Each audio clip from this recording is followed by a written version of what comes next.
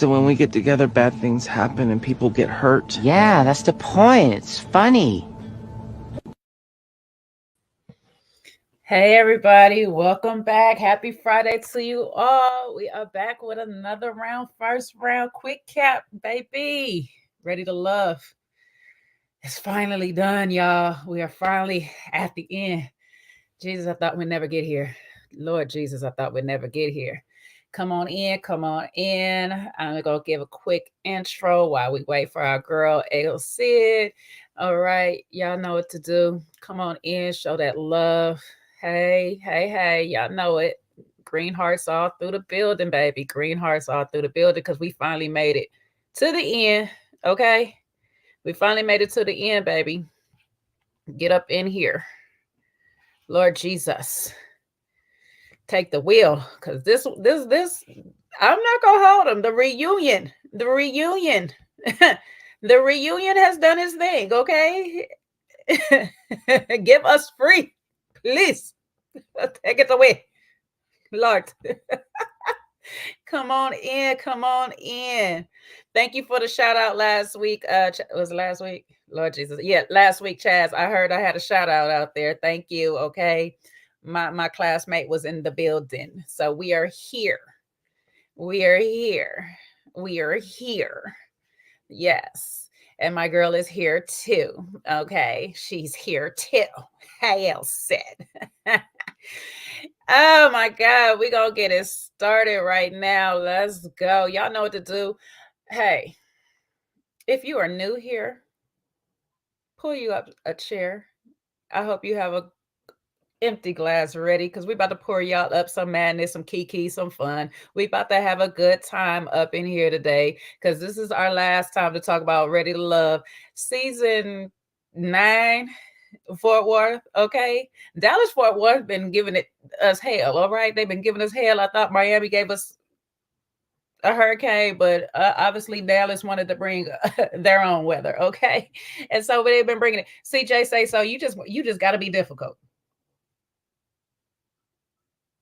You just got to be difficult, okay? You know I love green.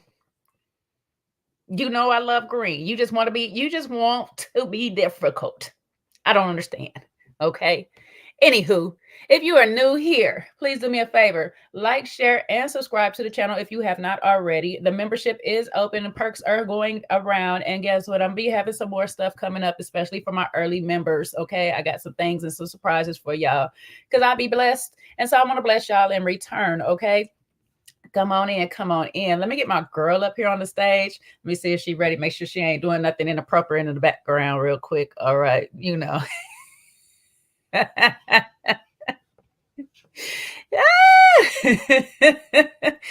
Please come on in. Get your shot glasses ready. We are Chad. I ain't taking no notes, so it's about to be a hot mess. It's about to be a hot mess. No notes. And I'm going off of memory, baby. This is the last one. I said I ain't writing crap. I know you will have it for me. Yeah, I needed notes. Oh, okay. Listen, child, listen, I don't know if I'm off the block party, but it's okay. And I probably won't get an invite to the wedding either after tonight.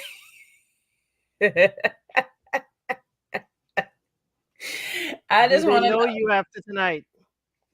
I just want to know how long was the date set before you came on the show? That's all I need to know. I just need to know how long was the date set before you came on the show.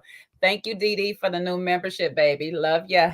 Appreciate it. Appreciate it. Okay. Preacher hated, as my God baby would say. Was the date set or possibly the date had already passed? Did we find a marriage license certificate? There could be one out there. Could be. It could be. It could be it. You know, it could have already been in. What is it? What do you have to do? Because you know I ain't never went down this road before. Don't you got to get it like you got like a year or something to actually get the date or some places and stuff like that, so it can have the license already in the workings or whatever. Yeah. You watch for once. You watch for on time. On time. I know. Would you like to come up? Let me know. I'll send you the link if you want to come up. Yeah, let Sean come up. come up because we have some parallels here, and Sean could give the male perspective on the heels and the toes of it all. Oh, you know, Sean is on that same thing Chaz is on, baby. Let the heels begin, okay? I think they want to come out here for the slut right walk, you know what I'm saying? Because everybody be in heels on the slut walk, okay? I hope they don't flag me for that word, but it's not me. It is Amber Rose's, okay? It's not me. All I'm gonna say. Chaz, are you saying that you want to come interview? Would you like to bring your lady with you as well? I'm into the throuple of it all. I interviewed 2. It's all or none, baby. Bring her both. It's so sick of me. I'm the little cousin that be wild at the parties at all times. At all times. Even when I'm asleep. That's fine because the party is not being recorded. That's fine. No Diddy. No doubt.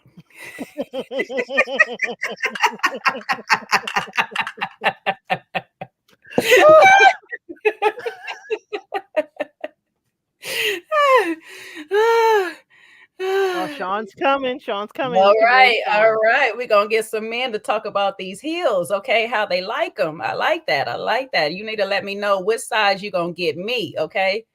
Because listen, I'll wear them if you buy them. I will wear them if you buy them. Elsie can't wear them because you know her man might be mad, but I will.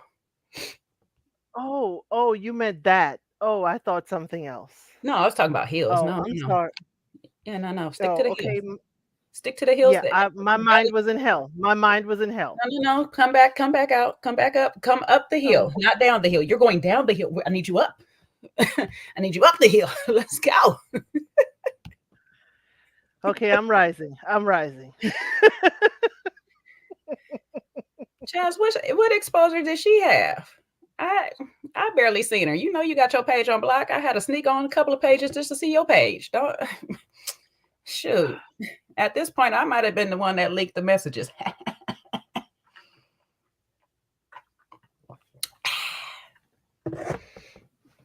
Anyway. Oh. Trey is trying to silence me. Okay, I'll just keep drinking. It's Elsid's birthday week, so let her live. Her partying is not over. Her shenanigans is just shenanigan.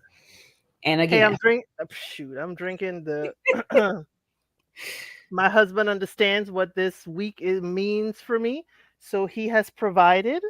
So another round. To another round. Cheers to that. I'm on water. I'm on warm water right now. What? Oh no. Okay. I'm on warm water. I gotta work. Okay, I gotta. I'm on warm mint water. Ooh, this is so good too. I'm allergic to mint. I'm sorry. I can't indulge. I'm sorry to hear that, Chaz. Yeah, people will do that. Child, yeah, they gonna do it. Yeah, but we're about fun here. We're about fun. We're about another round of drinks, or not drink. You could drink water. Thank you for the birthday wishes, and we gonna get into it. I guess we've been hanging to see if Sean gonna show up. No, I just want to know that you can get drunk off of water. You drink enough water, you can get drunk off of it. Just to let you know. I mean, I'm not gonna never get drunk off the amount I got, but I'm just saying. All right. Well, before we get started, let me do one last thing real quick. Hold up.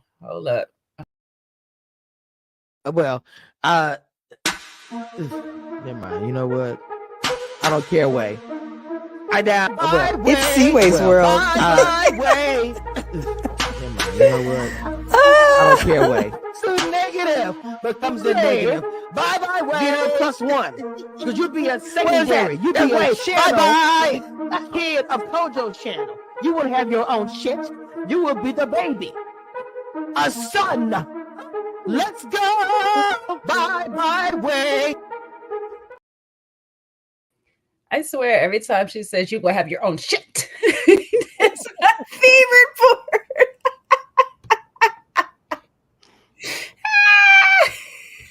And son. First of all, that never gets old. And hey, it's Big Aries, right? We already went through this. Big Aries.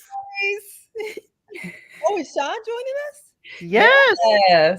We gotta get into the feet and the heels of it all. Yeah, clank our heels up in here. There's no place like home. There's no place like home. Officially happy birthday, Elsid, but I'm sorry. That intro makes me smile every single time. It never gets old. It never gets old. I mean, Jay, you did your big one with that too. The way you did I can't even express how much joy that brings me. I swear, it never gets old, Seaway, like you said. Never, never. I love it. Hey, I gotta thank Seaway for putting the audio together. I just had to do the visual. The visuals definitely adds to it. That's the extra sauce. Takes a team. Ooh. Ooh. And listen, shout out to the lady's voice, the lady that's voice that is. Okay, shout out to Miss Kamisha. Yo, can we give her a flower or two? Because she got some flowers, last week with the fellas. But I know she gets a little upset. Flower? No petrified flowers. That's Chaz's signature. Respect him. I ain't dabbling in that. She can really be funny. She cracks me the hell up. She is funny as hell. That a son? What is that? A son. A son. She's funny. Comedy is definitely her thing. She's actually. Oh my God, she's funny as hell. Ooh, hey, shout out to her, man. Shout out to her. Listen, this is the end of the season, so not y'all fell on the floor and I lost a headphone. This is the end of the season, so we just got to get one last kiki in before we go out on this. But don't worry, y'all. We'll be back with some other shows because we definitely got Summer House Martha's Vineyard going on right now. Sorry, my ADD is kicking in. If y'all see me rubbing walls, it's because I got a scratch on it. I'm like, what is this? But Summer House Martha's Vineyard, we're back on that. We'll be here generally on Tuesdays, but this week we'll be here Monday. So you guys come over with us. We'll be here Monday at 1, and then the following Tuesday we'll be back at 1 p.m. PST. So that's 4 EST. Okay, so we are here. Anyways, let's get into this episode. Y'all don't care about my work day. Y'all just go. Y'all go put it in the work hour. We'll deal with it. I'm locked into Martha's Vineyard. Cause why? Cause it's Seaway's world. Well, never mind. You know what? I don't care. Way. I down. It's Seaway's world. Never mind. You know what? I don't care. Way. So negative becomes the negative. Bye way. +1. Because you'd be a secondary. You'd be a channel. Bye. A kid of Kojo's channel. You would have your own shit. You would be the baby. A son. Let's go. Bye way. I'm crying.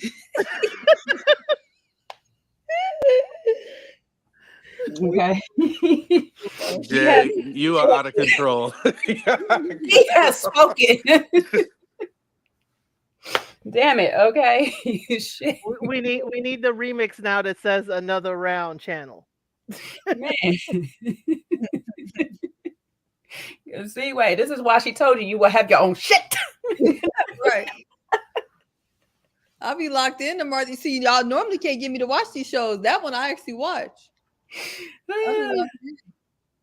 Listen, I'm just trying to work it out to how I can because the show comes on Sundays and I don't want to be waiting all the way until the end of the week to try to get it in. So it is what it is. We can possibly do it later in the days, but it gets hard because Members Lives is on Tuesday evenings. And so we're kind of like on Tuesdays. So we'll figure it out. I don't know. Just call it. Man, listen. how the world is right now, you can take a personal day on Mondays or Tuesdays or whatever, according to Luron. So, just use your PTO so you could be here with us. Every Monday. You right. Take a 3-day or week. your lunch hour or two.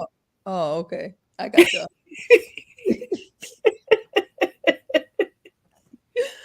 Got it. We'll figure it out.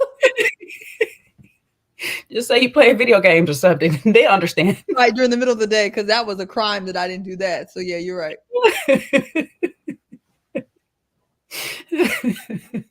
Anywho, we are here and we're back with the second half of this reunion. And it starts off with our good old friend Lamar. Lamar. What can we say about Lamar? I mean, he didn't learn nothing, but he learned something. He seemed like he really did try to learn something. But he didn't want to take it back all the way. He wanted to fall back on this is just who I am. And I hear a lot of people say that, but like sometimes who you are really needs to change. If you want a different result. Now, if you don't want a different result, then keep doing you. But I really appreciated. I want to give, since we're handing out flowers, nephew Tommy has really elevated and transformed into Uncle Tommy before our eyes. He was really trying to be the elder that I have requested. He was really trying to hold everyone accountable, especially the men. So I appreciated his line of questioning. It didn't work though for Mr. Lamar though. But what did you guys think? That's it, Sean. Nephew Tommy's still dudding it. I mean, he's a peg or two higher than he was the last time, but it's still dud. He didn't push far enough for me. I'm sorry. He didn't push far enough. He just let them. He's like, oh my God, these are reckless teenagers. I'm gonna pull them in a little bit, but not too much. He didn't push hard enough for me. What did you want him to say? In a perfect world, what did you want him to say? I would have asked him, how has this worked in the past for you? Is this how you usually date? He did ask him that. He did ask him that, but it was no real answer. Well, I don't know what Lamar said. I can't remember what he said back, but he did ask him that. He said he may have to tweak his approach in the future. That's all he said. He's going to have to tweak his approach. But I liked how Dom said April Lamar may work. They just might if they could get past the surface, but they, go at each other. But Dom is matchmaking in the back. I wish we could have seen that more. Dom making, romantic moves and putting people together. I just feel like as a man of a particular age, Uncle Tommy, Nephew Tommy knows that Lamar is an old nasty fool.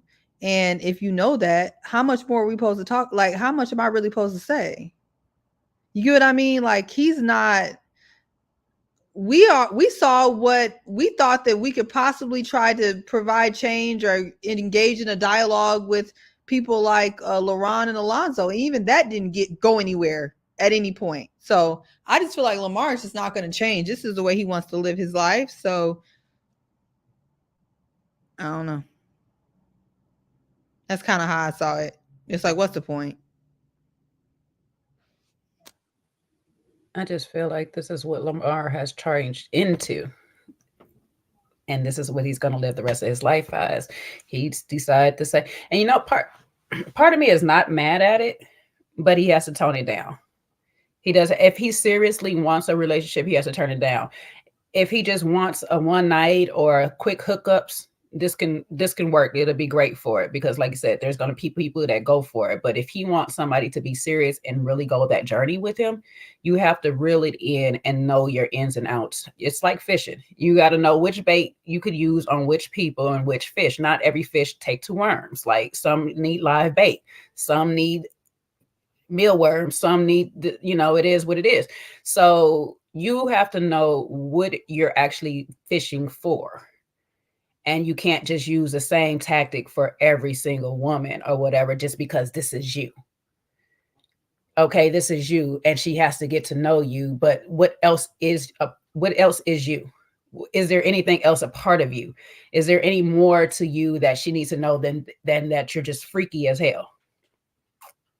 Because in the real world, yes, a lot of us like the freakiness of it all, but we just don't want to know that our man is just so freely freaky with everybody and anybody. This is the only conversation he knows how to have with everybody. It's just like nobody wants a too friendly person. It's the same thing. Don't want a too overly sexual person all the time, because then you start feeling like I'm being objectified. I'm just a piece of meat. You don't see me as another valuable person in your life. And I think deep down inside, he does want somebody, but I also feels like he wants somebody to accept him for him, which is fine. And it's just like, you got to baby step, you got to baby feed people into that. You just can't jump out there. Hey, I'm freaky as hell. Most people are gonna be like, okay, cool, goodbye. And that's the treatment he got. So when 10 out of 10 ladies are trying to kind of tell you, yeah, that's not working, you gotta tweak it. You're gonna definitely tweak it. But is he gonna do too much? I don't see him doing too much. And Sean, you there? I'm here. Yeah, I don't know what else to say about Lamar. I just think he's totally unserious. And he's one of those people that's just going to keep being himself. So, for everybody out there, for all the women, just pay attention, go into it with your eyes wide open. So, he's not going to surprise you. So don't try to think he's going to change. That's the only person I'm going to take for married at 10 years. We can't give Lamar no advice at this point. We're going to have to give the ladies who encounter him advice that if that's your speed, go for it. But if not, then just please don't get wrapped up trying to change him, because he's not going to change. Well, we on your favorite subject, Sean. Oh, my memory's kind of good right now. It's Chaz and the heels of it all. That's not it. That wasn't it. I saw that and I was like, where's Sean at? Jonathan.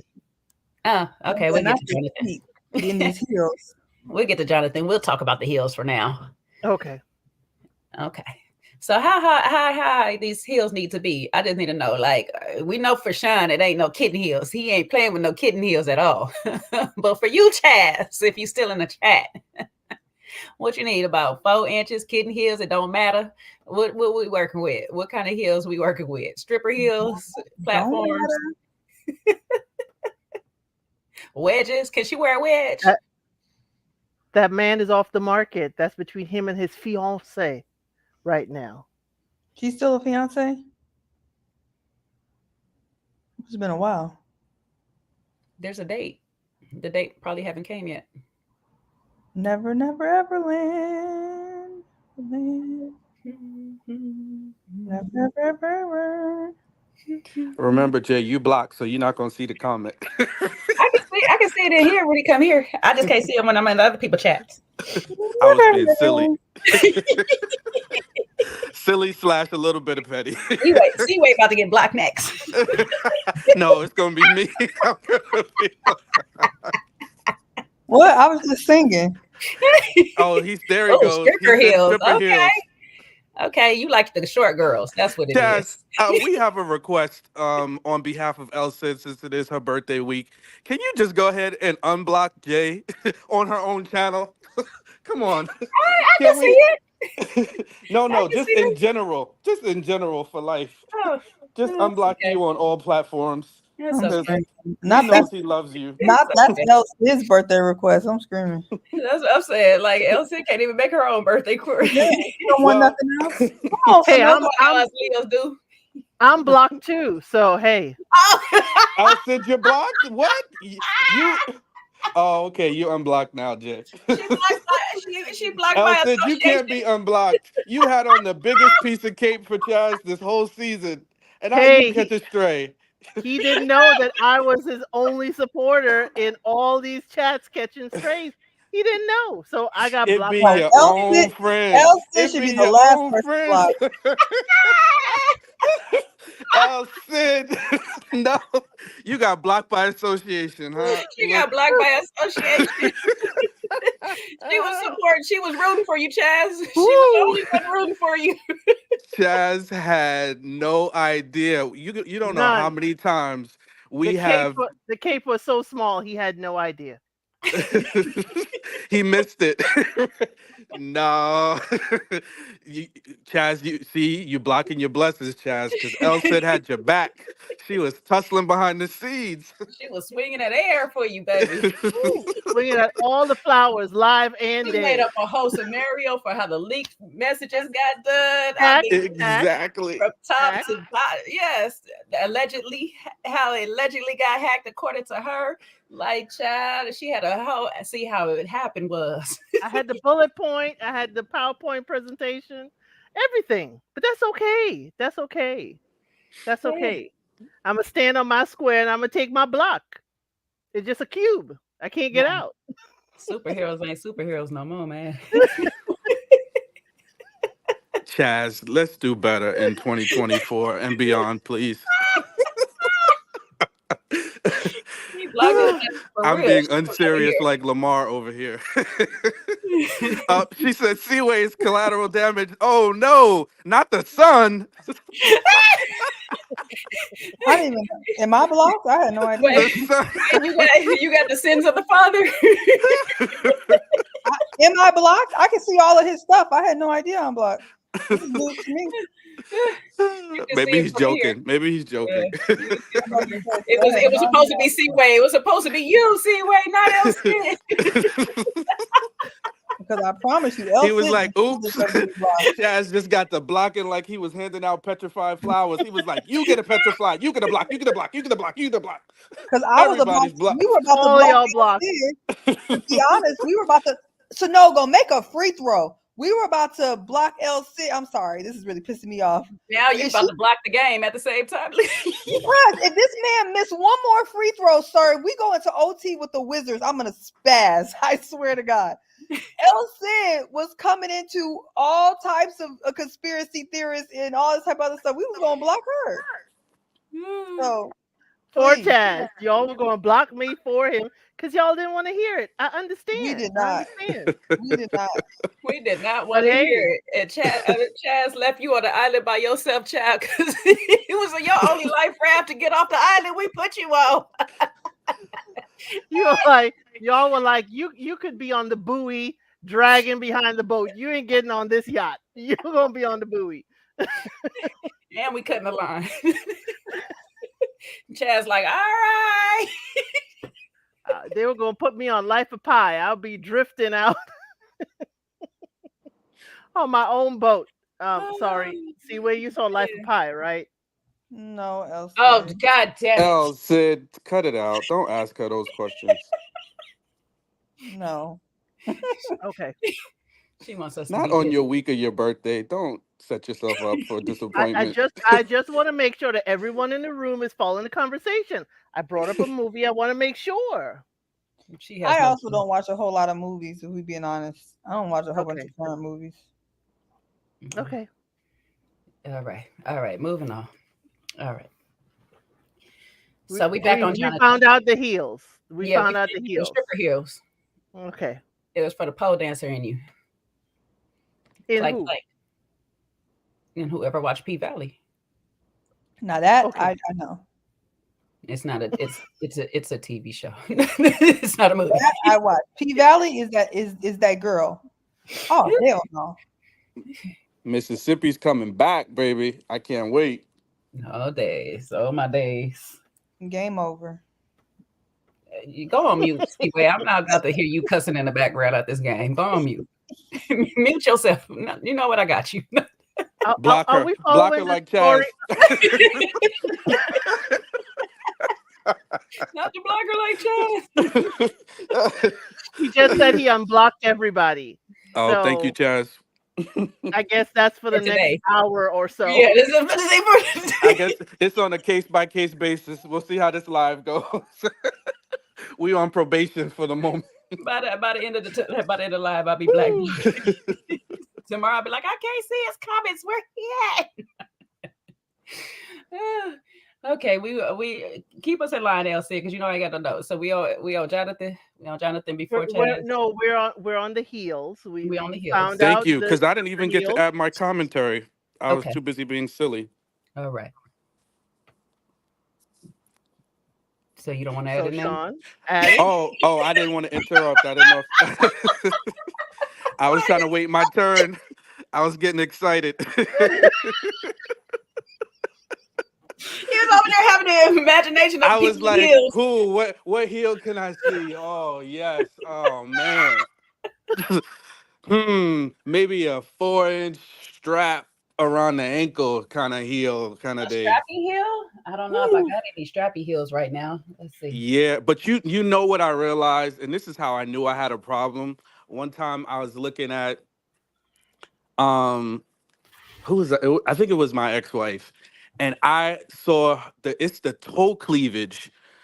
Oh, it's something about the little toe cleavage when when the woman is like in the heels and they're the ankles and it's something I can't explain it. Were you talking about when they all scrunched up like No, it's not. See, the toe cleavage is just like cleavage. So it's not scrunched up. It's just as your feet are like on your tippy toes, and you could just see a little bit of the toes peeking out. Oh, woo. High heels on. Talking about like these, there you go. And a little ankle bracelet, Oh, right okay. on the ankle. Woo! We ain't gonna go nowhere. Don't give it away for free, Jay. Don't give it away for free. You know, my OnlyFans will hit you. That's it. Let's see what you're working with, Jay. Let's see. Not Sean, not toe cleavage. I have never heard. You never heard of toe cleavage? Yeah, toe cleavage is the. Oh, I like that ankle bracelet, Jay. Let me see I gotta see the side profile of you. It's the foot and the. Oh, okay. Yeah. You give a little peekaboo toe up in there. I'll give you all a moment alone. Hold on. Whew, y'all making me work too hard for this shit. Yes, that's it. That ankle bracelet. Oh, man. That little poke right there, child. Yes, right there. Right there. No. Now, see, that what you're showing me, that's the peep toe. Under the olive branches, you think I don't know what the hell a peep toe shoe is? Get the hell out of here. I'm talking about toe cleavage. Jay is not showing toe cleavage. Haitian Empress had it right. When you have on, you're not going to see it in that kind of shoe. Because your toe cleavage is covered up. So I can't see the little, the sides between your toes. Down. Yeah, it's like the each individual toe. What the hell happened to yeah. Oh, I can't let my daughter use it's in you have to wear a different shoe for me to see the ankle, to see the toe cleavage. Okay. All right. Sean, you're breathing kind of hard. I know. I got real excited, but I also got a little worked up because under the olive branches are trying to tussle with me on my shoe terminology. If I got a heel fetish, I know you don't think I don't know what no damn peep toe is. Come on now. So Sean, for the Quentin Tarantino of it all. So I guess you have a massage repertoire that doesn't even tickle or anything. Now, Sean. Let's see if I can get this one up there because I Jay, what are you doing? So we just not gonna talk about the show. Jay gonna be modeling her toes and her ankles. I'm talking about OnlyFans popping on. Sean out of breath, breathe to talk about this peep toe. Listen, Elsie talk about. Oh, that's sexy. See, that's a little strappy. You got a strappy action. You still, I love all of that. It's still not going to show toe cleavage because we should give them a moment alone. The area right above your toes is still the straps are not showing it. It's usually in Haitian Empress. We on the same page. Here? So I think it's normally like if you're in a pump, like if women wear like those Louboutin pumps. Like my wife had a pair of those. It's like when you have those Louboutin pumps and they cut high at the foot. That's where you'll see the toes. That's covering it up more. I can see it a little bit, but it's not gonna give the same. Excuse me. Ladies and gentlemen, choked up. I need a Ladies pump. and Haitian gentlemen, Empress, I need you Oh, on the now. screen. I know what y'all talking about. Okay, You're they on in the they in Haitian they Empress gets in it I know 100%. I know what you're talking about. I need a closed toe Well, shoe, basically. yeah. That's what it Can is. you Okay. can African you as take the a time to talk about go to my closet. Now, if I got them in my closet, we got a different kind of. It's a can, different kind of problem. Yes, I'm sweating, child. I done fell off the chair. I'm glad my new chair work, y'all. African, come on, you know me better than that. I ain't got no heels in my closet. I just want Sean Whoa, to that's find a a different picture kind on of the party we internet. talking about there. Sean, this is for you. The closed toe hit kitten heel with a sling back. What? That's sensory overload. What? That's too many things in one. No, that'd be cute though. That'd be cute. The closed toe kitten heel with the sling back. That'd be that classy look. And you have it with a little midi I dress. don't like the You don't kitten like kitten heels. heels at all. No, you gotta picture it. You gotta picture it with the midi. With the I've body seen them. part. I don't like it. I don't like it. See, wait. I just want to say, if y'all gonna keep talking about this, I'm gonna talk about my basketball and these parlays. You gonna talk about it on mute. Well, this is related to the show, Seaway. Don't go have a son on us now. You gonna talk about it on mute. Off topic. They disturb me. I don't know. They just bother me. I'd rather you wear a flat sandal. Just don't give me. I could do a flat sandal. I'm good. I'm good. Please don't Lord give me no Jesus. damn kitten heels. I Playing blame around, Chaz for this. This is playing with Chaz's my fault. emotions.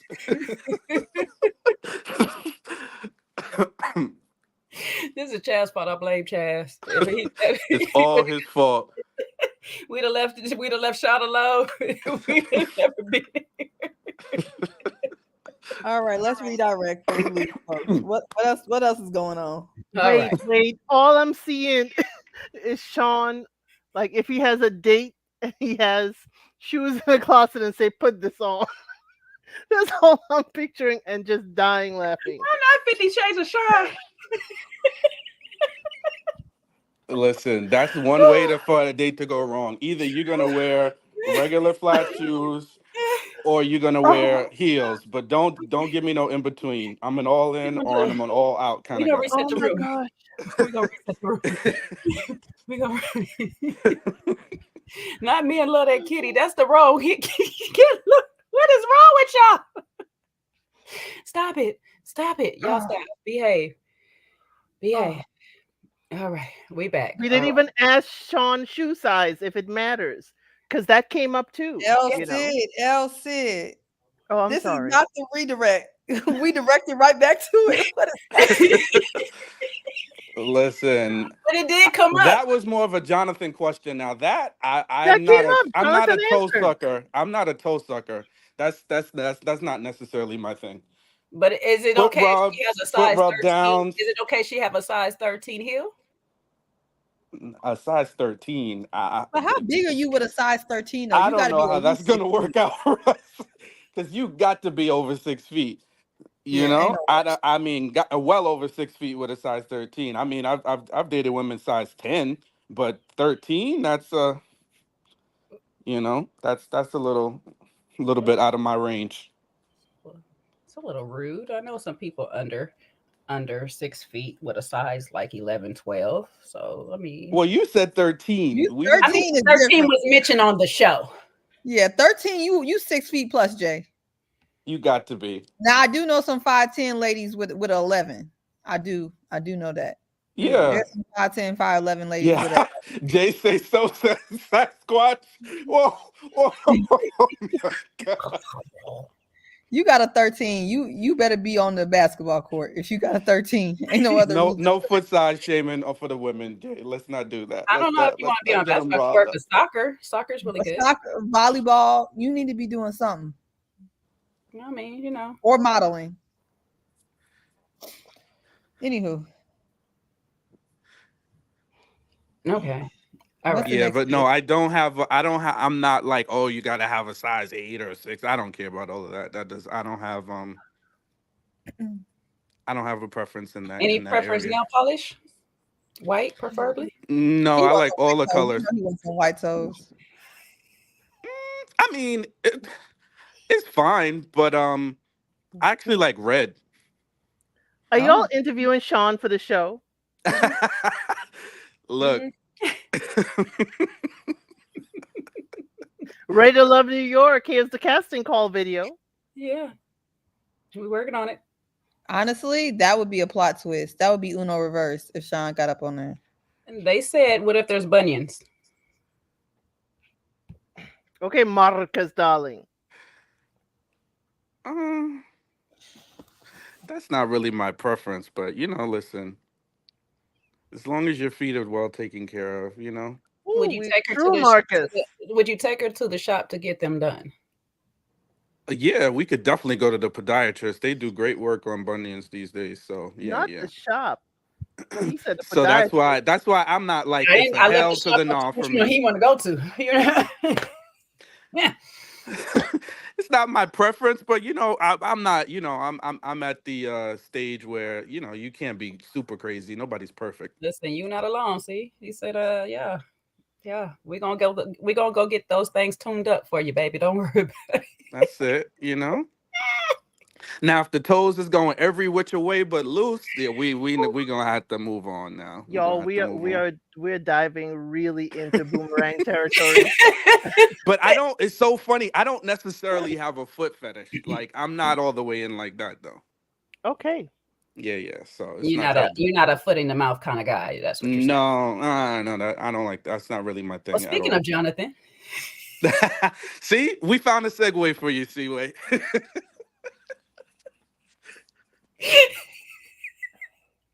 okay, so we're on Did y'all Jonathan. think about segue? Because I almost tuned out. I was about to start watching hockey.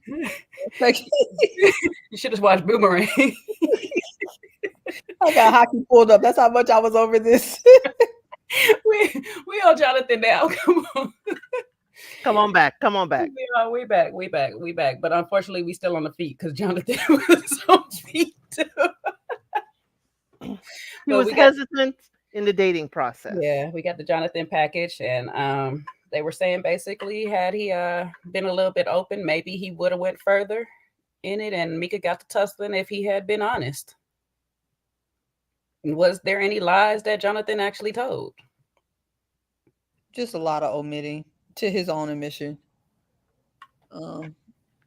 He really didn't want folks in his business, which I understand why. But sometimes you can't have the output without the input. And I think that's his problem. You're not going to really get the love story that maybe he was looking for if you don't take a risk or you're not vulnerable. So can I blame him for keeping some things to himself? No, maybe he felt like that's what he needed to do. But it's also not surprising that people were turned off by him being super guarded.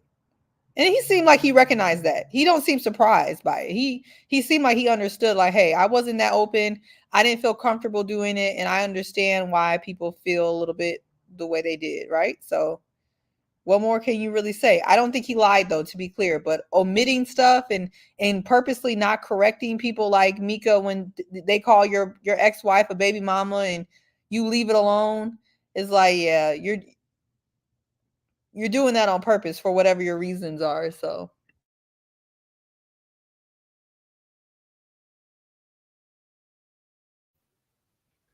I think he was correct in saying, hey, you led with that, Tamika.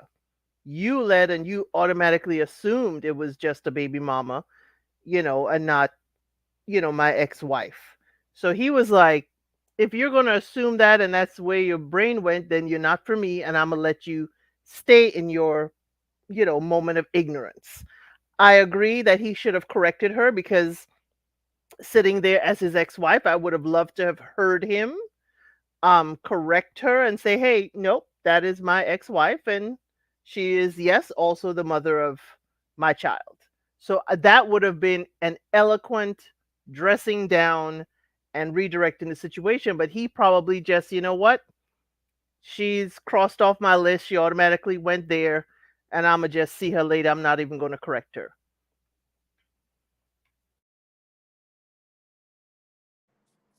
Yeah, I just really wish that Meika wouldn't have, and I wish it would have been more of a teachable moment for her too.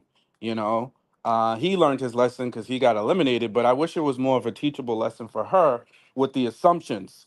Because interestingly enough, and I'm glad they showed the clip where Maya was aware that it was his ex-wife. So I think we also, just need to note that when you I don't want to say behave, but when you carry yourself in a particular way, you're going to get different results. And when you just are a little bit easier, a little bit lighter, you're going to get a little more from a man versus you assumptive, you going guns blazing. And I'm glad we got to see Meika soften up later on, but she was a little too guns blazing in the early process with her assumptions.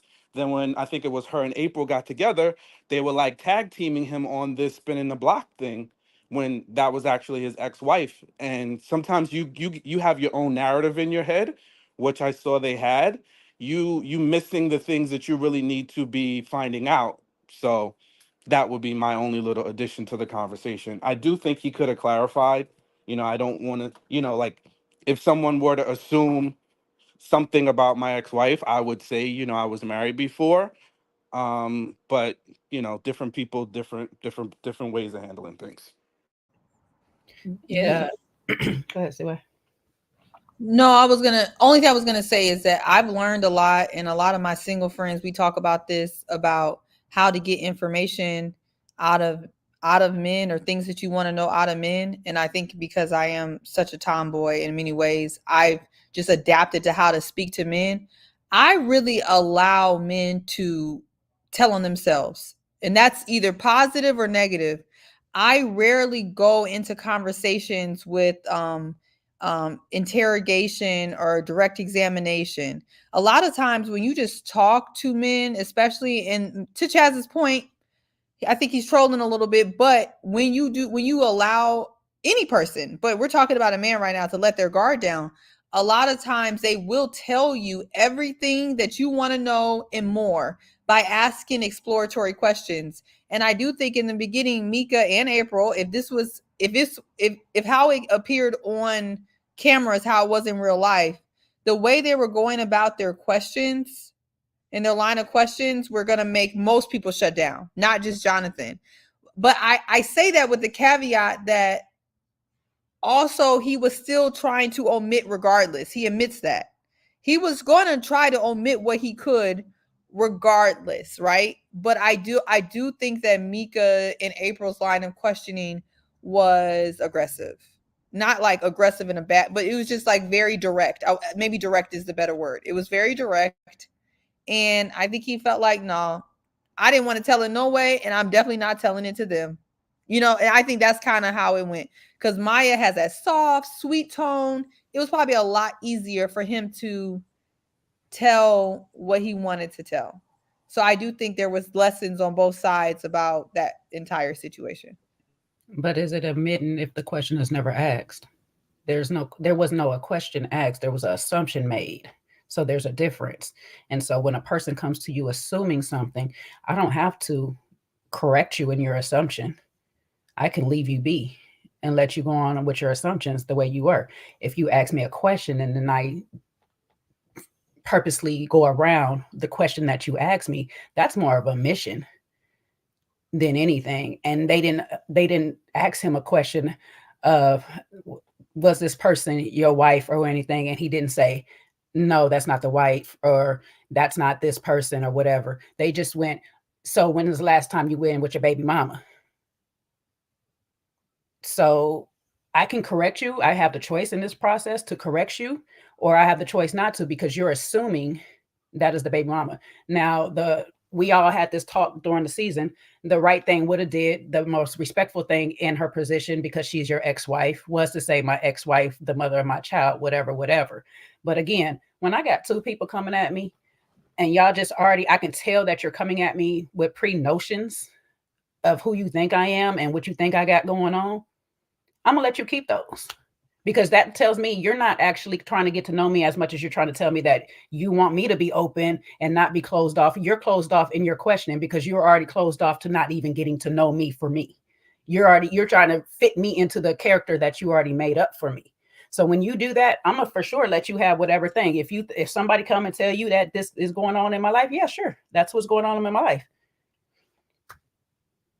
because that's what you choose to believe already. So yes, he could have corrected him or whatever. People who wanted to genuinely get to know Jonathan got to genuinely know Jonathan and his story, which was like Maya and a couple of other people possibly. But when you come to certain people with certain type of attitudes or,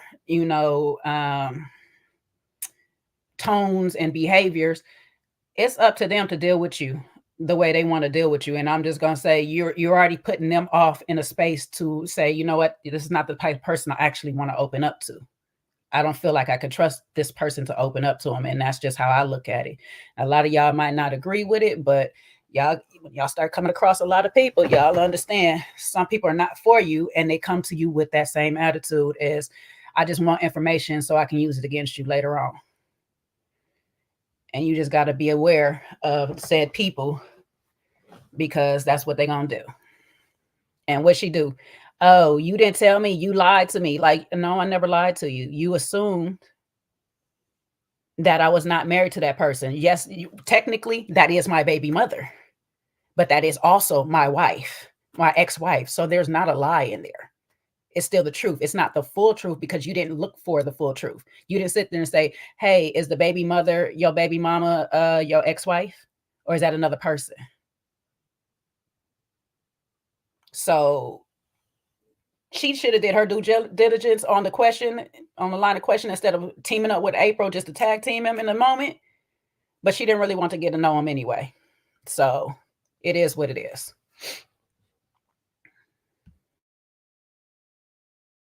Any other thoughts on it? I mean, I hear what this. Go ahead. Who's talking? I didn't hear it. Yeah, I was just going to say, it's also, I think it's just something for people to take note of. It's like a learning lesson to me. Like, I'm just looking at it as that.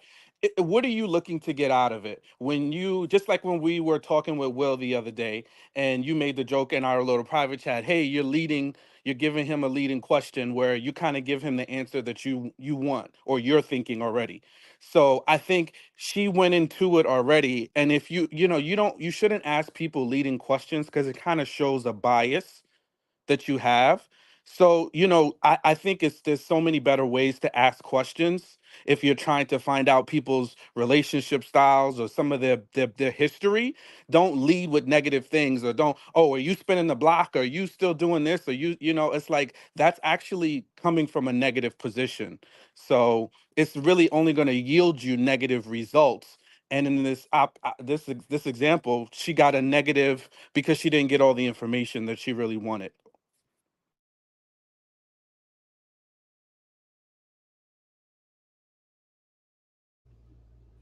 Yeah, I mean, I see both sides of this. I was one of the bigger proponents of how I really just didn't like the perpetuation of baby mama culture. Even with Meika's line of questioning, I didn't like it. And I agree with everything that you guys are saying. I personally feel like, though, if Jonathan ever saw anything in the two women that were asking him questions, it behooved him to try to be as open, honest, and forthcoming as possible, even if they asked him a question in a jacked up way. But if he really already wrote them off, was like, no, they already badgering me, I don't like them anyway, then he had a right to answer the way he did. But I just want to say both sides, because some people do view omitting information as lying. Now, maybe everybody in this panel may not view it that way, but that is a perception of many people. So when we're talking about this, I'm just saying, if you actually care about the person you're talking to, it may be better to lean on the side of being more forthcoming with important information. But that's always your choice. Care about them people. Huh? Your keywords was, if you care about them people. If you care, because I am working on every day under explaining myself and not talking about things that don't need to be said with people that I had already determined ain't worth my time. So ain't nothing wrong with not explaining yourself if you don't care. True. And here, let's run this back. From when we first met, I was very transparent in a lot of things that I went through with y'all when I first met. And then you was the one on the other side saying, I'm not this open with people that I just met. Wait, what you mean? I'm sorry. Say it again. When we first got this group together, When JoJo first got us together, and we used to have our late night talks. Oh yeah. Whatever. And I used to share with y'all things that I've been through or whatever, and you used to be like, well, I'm not that transparent with people I don't know yet. That's the same thing though, as Jonathan. But I wouldn't have dodged a question. I wouldn't, like, let's say we're talking about stealing. I don't know. Pick some I ain't gonna say what I did or didn't do. I don't know what I'm saying, but that was the same thing. Like, you know, you might have been through something that I've been through, but you just wasn't in a space to share the way I was in a space to share. And everybody has their preference and stuff, and they're going to share where they feel comfortable enough to share certain things. Now, being married and divorced and all this stuff like that, that's something that you should be able to share off rip. But a lot of times I say, I live by the don't ask, don't tell policy. So if you don't ask me, I don't have to tell you. I don't have to be transparent to you. Now, I do owe you the honesty. That's out of respect. That's what I will give you if you ask me, because when you ask me, I feel like you actually want to know me. So if you be like, Jay, are you married? You single? I'm going to be like, no, I'm not. Never have been. You know, so that's just what I'm going to give you. Or if I'm married, yes, I'm married. But if you sit here and say, oh, I'm not going to talk to you because you already married. Well, yeah, don't talk to me because you think I'm already married. That's your loss, because I'm not. I'm not going to sit here and play into. I will play into your assumption all day if that's what you want to do.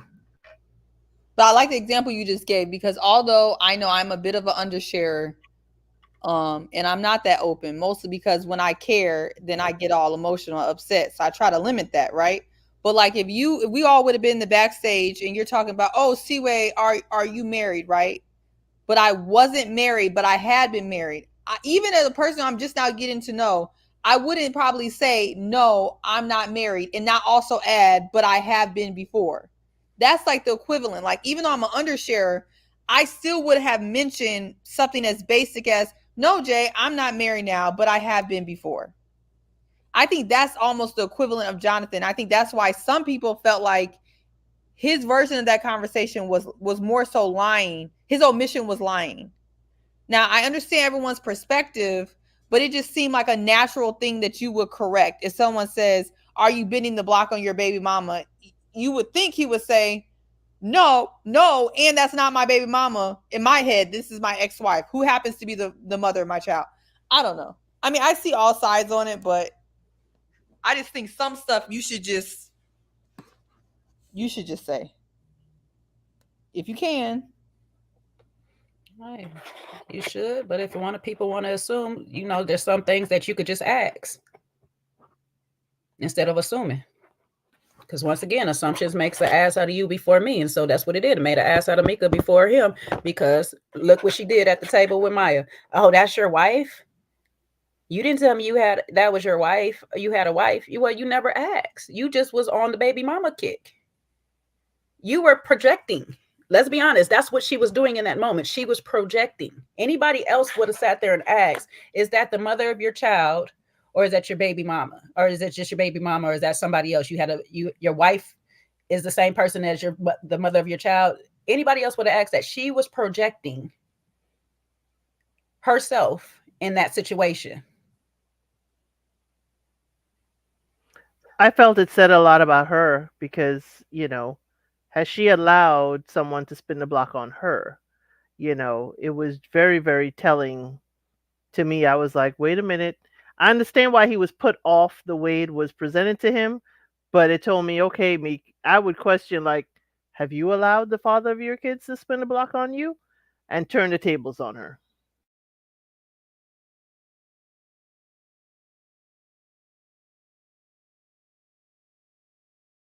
But either way, it's all valid points, you know, going forth. If you want to be transparent with people, by all means, I applaud y'all, and watch Bad Girls Club before y'all do.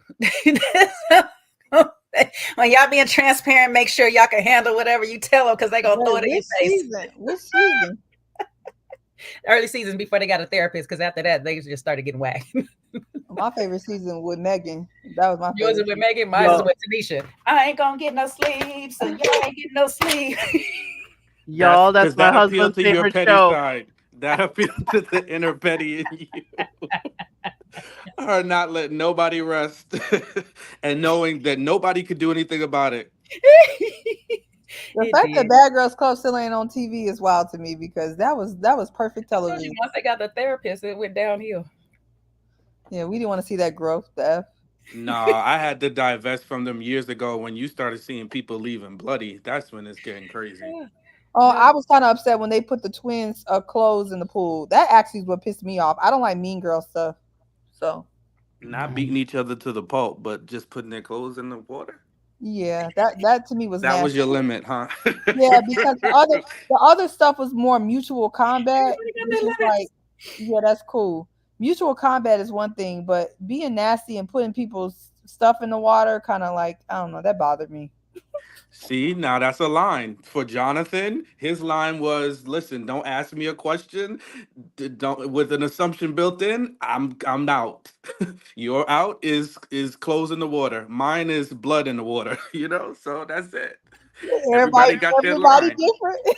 Everybody got their line. I mean, I think not to like beat a dead horse, but I think it just everybody's a little right, Seaway. Like Batiste says, everybody's a little right, everybody's a little wrong.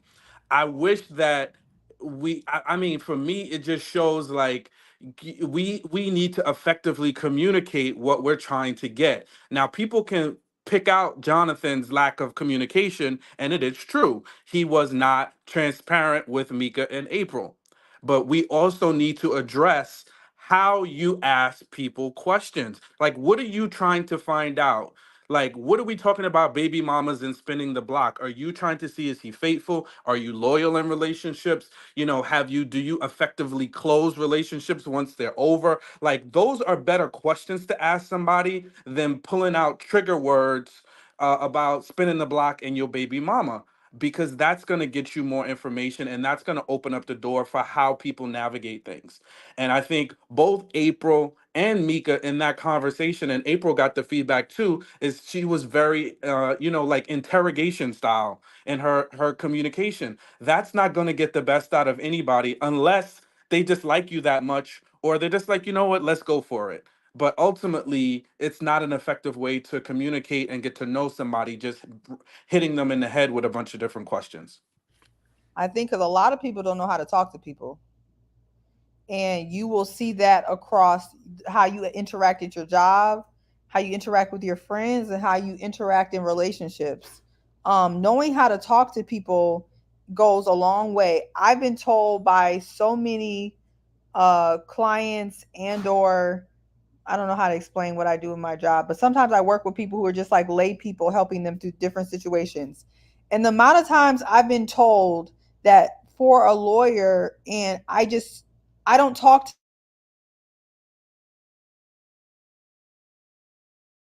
them, they're You, no better than me. Did it break up? yeah, you back now.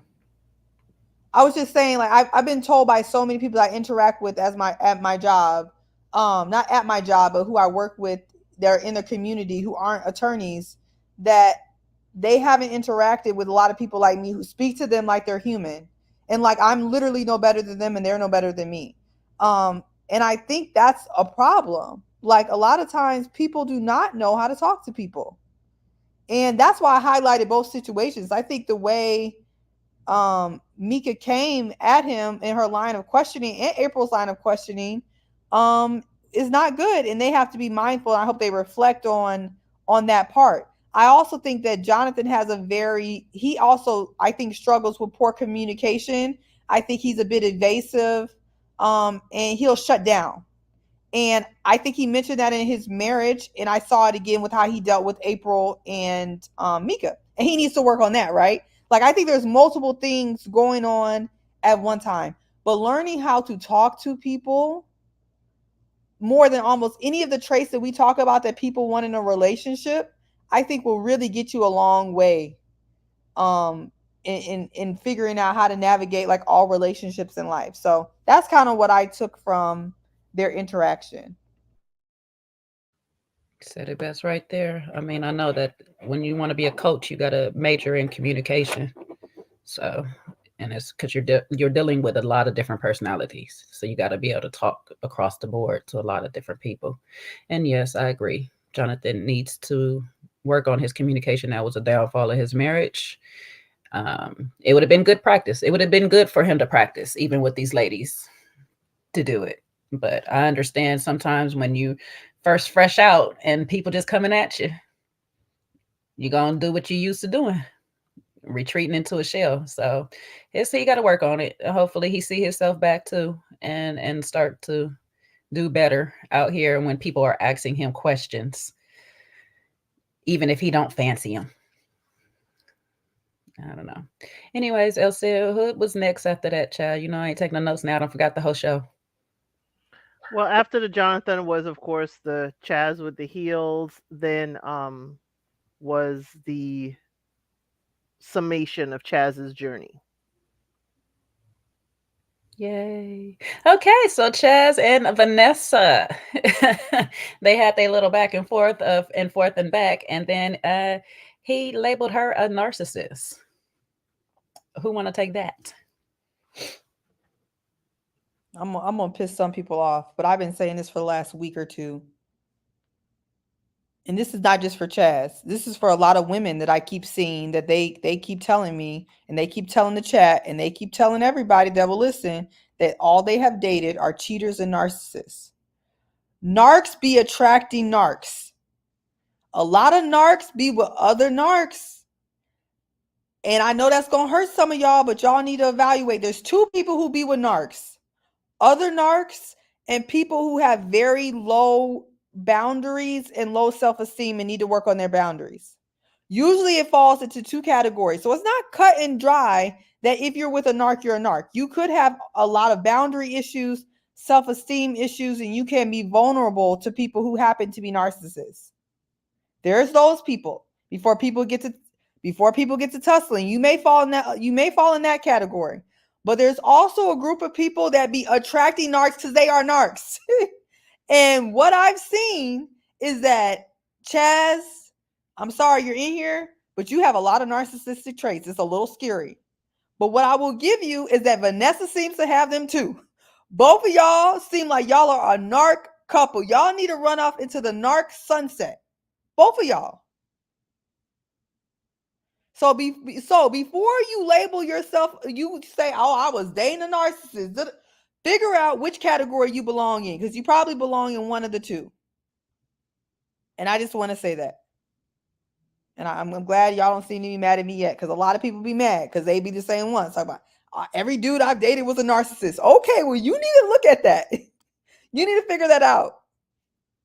So.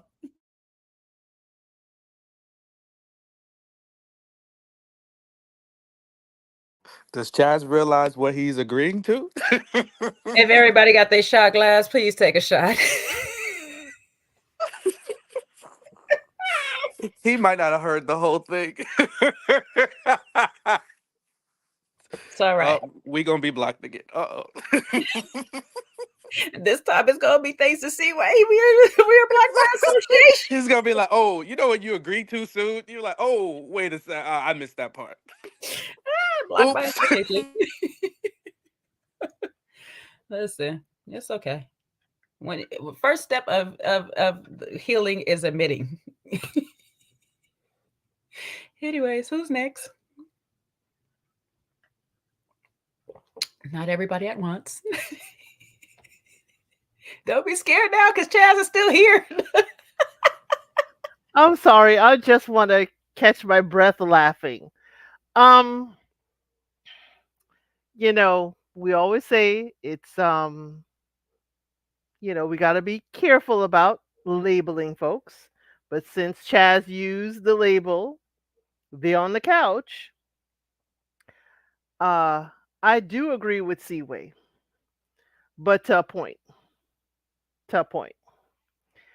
In any dating situation, it is all about you. It is all about what you want. It's all about who you want in your life, who you want to share your deep, dark secrets or whatever. It is about me. And it's about my relationship. So if narc is the label we want to put it, then I got a little bit of it too. Because again, it ain't about what the world cares or the society cares about. It's what I care about and what I want. I do agree, but it felt a little too syrupy to me. The whole dog thing, I understand. I am an animal lover. If you could hear one of my dogs barking in the background right now. I do agree with, my animal is a family member. I'm sorry, Vanessa, that's where I'll disagree with you. I understand the delineation between your child. I have children myself that I have given birth to. But again, my dogs are a part of my family. So I couldn't agree with you there. So, I will say that something is wrong with the whole process of this lady was your top connection all the way through. You're saying she was an arc and she was your top connection all the way through. And then you added Patrice to the roster. I mean, come on. At least Tommy had the nerve to ask Patrice, like, why would you do this? And she said, people gravitate to what they need. I wish Alonzo would have said something. But I think it was very telling. I wish he would have brought out the text like Luron brought out the text to show Tommy that she did send him a text to say, well, if you were going to go home, we would have just kept William. Bring that message out. Because I do agree with that. If you were going to go home, if this was too much for you and you were going to go home out of the process, then we didn't have to vote William out. You could have just gone home, taken all the bags and the fan, and been happy with your ride home. But again, I was raised by my grandparents. If I came with you as a gentleman, you should tell me that I should seek another ride home, or at least secure my ride home, or make sure I can get home safely. So again, the way he left wasn't nice either. And we've said this before. It wasn't nice at all.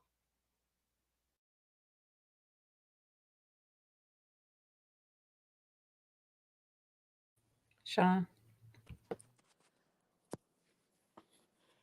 So, I guess I'm gonna ask my question since Chaz is actively engaged in the chat. Um, I wonder if he could do it differently. Would he do it differently? And that would be enough for me to kind of understand, like, if he got it, because sometimes people react in a way to try to prove a point based on whatever experience they have with the person. But if he would do it differently, would he still call her a narc? If he could do it differently, would he still give her that petrified rose? And I would hope that the answer would be no and no. Now if he would and he's doubling down, then I think we still got to have growth, because we don't get anywhere with hurling out insults. And I'm sure that was part of a lengthier discussion between him and Vanessa, and that's the part that we saw. But at the end of the day, just like we get tired of hearing, I know I do, I get tired of hearing across social media that, oh, he's a narcissist, oh, he's a narcissist, he's an F-boy, he's a this, he's a that. I get tired of these terms. So I just wish we would just talk to each other, talk to me nice. And I think you get a lot more out of somebody when you just talk to them nice. Even if the situation didn't work out the way you wanted to, we don't gotta be, trying to prove points with people. So I think, like, if you realize it didn't work out, you realize the situation didn't serve you, then, send her, send her on. But like calling her a narcissist, you know, the dead rose, I just don't like it. My opinion.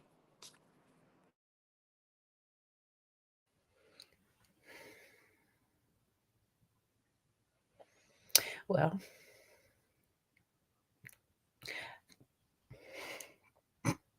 I'm sorry.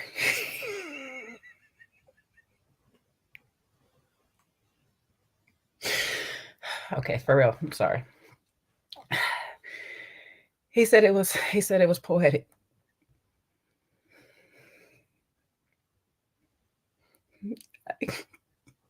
And symbolic. And symbolic.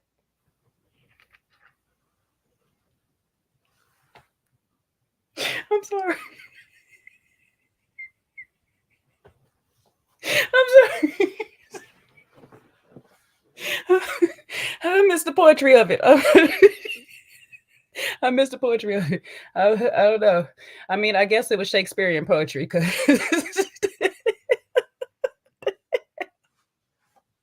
If it's Shakespearean, then to die in thy arms is different. that's what it was given though. Because hey,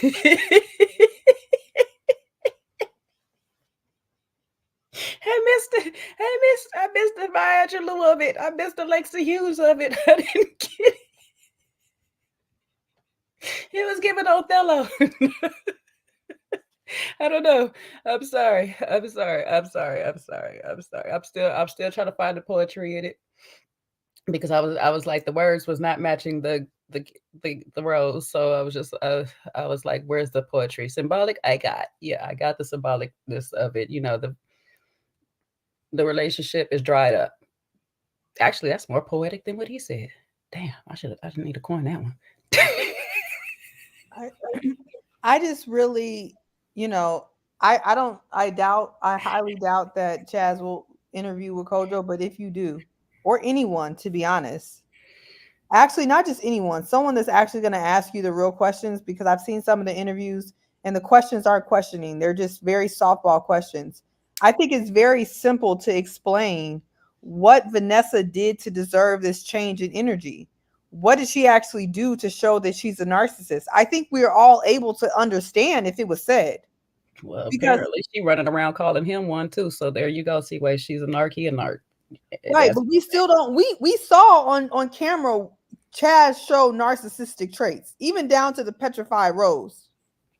With Vanessa, what we've seen post show has given some narc tease down to the playing and married in 10 years comments and a few other stuff that went on. But I just don't know what else she did on the show during the show's time to deserve that petrified rose change of energy. We never saw it.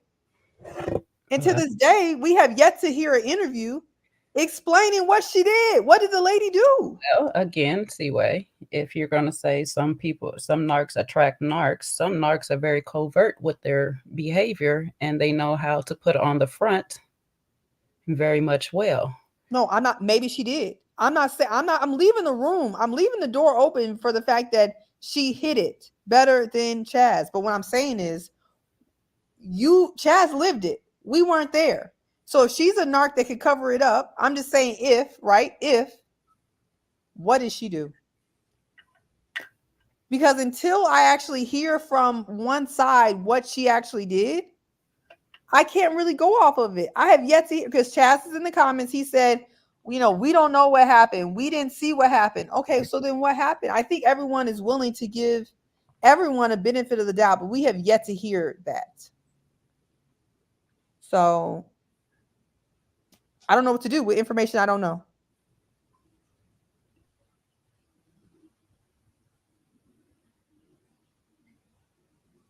We did learn who number 11 was. Right, his fiance. We did learn that. Maybe.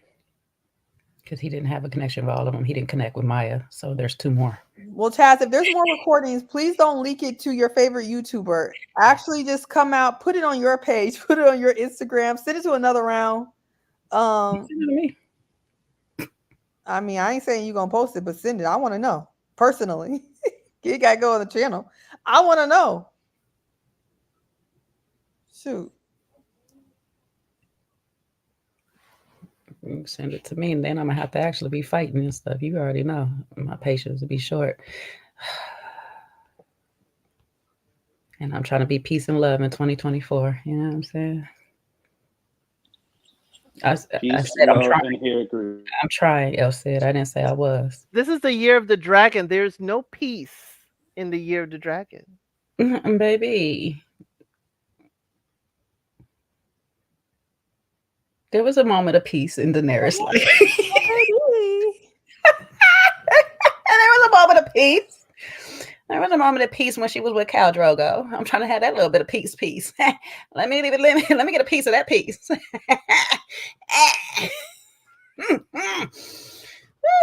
All right, back to this show. Anyways, yeah, see where you done. John Tony's a fool. He do got his eye. He got his eye for any woman that will entertain his stuff. He like the fight. He likes the challenge though. He likes. I can tell Chaz like a challenge. He likes the fire signs. That's why he blocked Jay. He'll probably block me next. Fire signs don't be going for all that. Blocked you next, Chaz. You sound like you've been blocked. I had no idea, but that's a fire sign. If we're blocked, we have no idea. Like, please block me. I wouldn't even know. Block me for your own protection. I'm a Sag. I have no idea. Unless you tell me, I will your not peace, know. King. Protect your peace, King. Please protect your peace for me, because I wouldn't even know. Preach, that is, and it's all He said he fire was, signs. So he will sincerely have the questions you won't answered. Okay, remember that, Seaway. I will speak to that point. Okay, well, send me a voice note. Shoot, since so many voice notes, I want Tell to me, Trey. Dracarys. You know what I'm saying? It's light up the whole place. Poor Sean, he just over here in the middle of all this that's fire. what I was about to say. All this fire. Sean's holding his own. Them air signs though, they know how to hang with a fire sign. Yeah, because they just be blowing our fire everywhere. They Let know us how to spread hang with like a fire sign. wildflower. They use I thought you heat. told me I was water. I get confused. I don't know what he is. I think Scorpio's an air sign, ain't it? I don't know. I don't know. He ain't me. I'm pretty Scorpio, sure. retrograde moons. Capricorn, as Coach Jupiter's rising. Oh, speaking of Scorpio, Lamar is Scorpio. Oh, come on. Y'all winning this year, Sean. Y'all winning. He Don't got ever to be a change, Sean. November. He got to be a November Scorpio. That's the delineation we're gonna run with. Oh, they say Scorpio is water. He got to be a November Scorpio because November Scorpios, they got a little toxic in them. They got a little Sag in them. Yep. What does Scorpio do? October Scorpios, y'all don't really be hitting. That half Libra. Libras or something. Oh, them lying Libras. No, he probably October Scorpio. Now I'm thinking about it because he be lying. He lied too much. Now wait a second. You know that's my trigger. That's but my you trigger. on the cusp. You almost November. That's why you. Yep, LeBron one too. LeBron is Scorpio too. Rashina too. Oh, we like Rashina though. She cool. No, he said not you just add me under the olive branches. I was not even the only one. Yeah, always a sad want to throw somebody else under the bus. Damn it, shut up. Take your L by yourself. Damn it. Scorpio being water don't make no effing sense. That's why I don't remember. It's gonna be a collective L. See, because y'all don't understand. If we don't attack until you start wrestling around with us, that's when we get stung. But nobody wants to acknowledge the wrestle. They just want to acknowledge the sting because the sting is more impactful. Oh, look, my mom on November Scorpio, and you already know, Sean, how we get to going. I know. You know how we get out. Us Leos don't be caring about y'all sting. We just be tapping y'all like. And we Aries will just stomp you. My grandfather was a Scorpio, October Scorpio. Y'all only work against Sag. Yeah. Sorry for y'all. Sorry for your loss. Okay, everybody said they a water sign. Well, he's struggling to put these fires out right now, so it's all right. With 3 fires, he's surrounded. He can't. We gasoline on water, baby, right now. So it is what it is. This is actually a true testament that fire signs we all get along for the most part, and if you don't, something's off. If you don't, it's the Aries messing it up. I can promise you. It won't be the Leo or the Excuse me? Wait a minute. if something go wrong with the Aries. Fireballs. What the heck? The Aries is messing it up. The Aries who's sitting quiet while the two of you are talking is messing it up. Okay. If it go wrong, and if it going wrong, nothing going wrong. I got you. All right. We back. Where we? During Aries season is the Aries fault. Okay. You right. I ain't right. Ooh, you got to see way to miss she ain't right. Wow, you don't care way. Not I'm wrong. Hey, I'm raising a November Sag, so they're the better Sag though. November Sages be way better than decent. Better meaning calmer. I don't really want to. Real calm. They fly under the radar. I don't really know too many November Sag, to be honest with you. It's like they be so quiet. My granny one.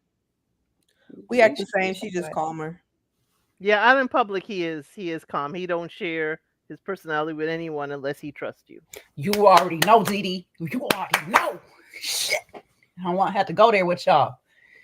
Just leave us calm. Let us sleep in the daytime. I'm the one sitting here acting unbothered, but Leo gets in one household. Unbothered. Okay. Yeah, because Leo. You were real bothered with the whole shoe. Leos be real unbothered until we get bothered. Don't bother us, okay? Let us sleep during the daytime and hunt at night. Leave us. You were bothered about the shoe talk that you ran and got shoes. I wasn't bothered by it. I wanted to make Sean hot and bothered. You wanted to make waves in his water. Hey, baby, thank you. Yeah, if y'all ever in LA, come out to Monkey Face Tattoos. Y'all might have to book in advance. That man stay busy, okay? Monkey Face Tattoos. Thank you for the love, boo. Anywho's though. Yeah, I agree with that. Lunatic Leos. Oh, lunatic. Okay, I'll take it. You about right. Y'all know Harley Quinn is my favorite, so I'll roll with it.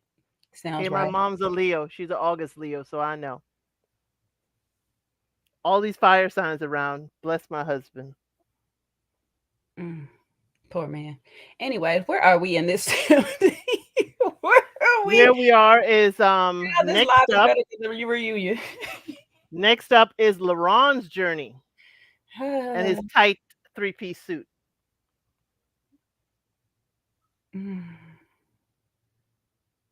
All right. I guess we'll talk about him. I thought we was done for the season with Luron. So we seen the ups and downs of Luron. We seen him pop off a few times with Koshia and another time with Maya. And, you know, most of the time we seen him popping off on a plate of food. So who want to go ahead and dive into Luron and all that? I just have to quote the funniest line of the whole reunion from him when Tommy said, so, you know, Koshia was your strongest connection, you know, before she got eliminated. Luron, what do you have to say about your connection with Koshia? Well, she wasn't my strongest connection. I wouldn't say that. What would you say? I would say that she was my strongest connection in the moment. What, bro? What? What? What in the word salad? She was your strongest connection, okay? You know, like I don't understand this brother. He just want to be upset about stuff. And I told y'all, so for those of y'all that didn't see when Will came on Little Black Book last weekend for the panel, catch the replay, but he did clarify. I knew Luron's shirt was ruffled up, and that shirt got ruffled up for a reason. He had a little interaction where things got a little heated, so it wasn't televised. But I knew it. I could tell when a dress shirt then got ruffled up a bit.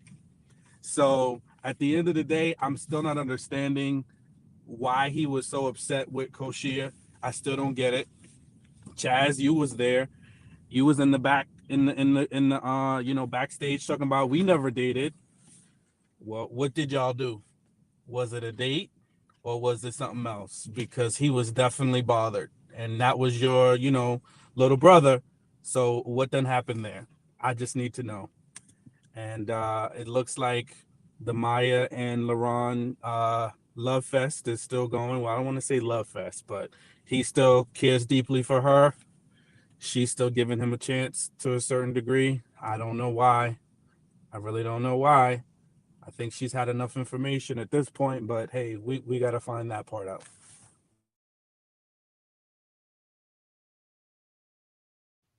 Again, he thought Maya was doing something in the club. LeBron need to stop thinking. I'm just gonna put that. Whoever want to go with, I'll get back to him. But he need to just stop thinking, because every time he get to thinking, he get hot in the head. You know what I'm saying? His head overstimulates and gets too heated, and it explodes. And yeah, he need to stop thinking, because every time he think a woman is doing something, his jealous side come out, and here we are. So anyway, I'll get back to LeBron. See what else said. What y'all got?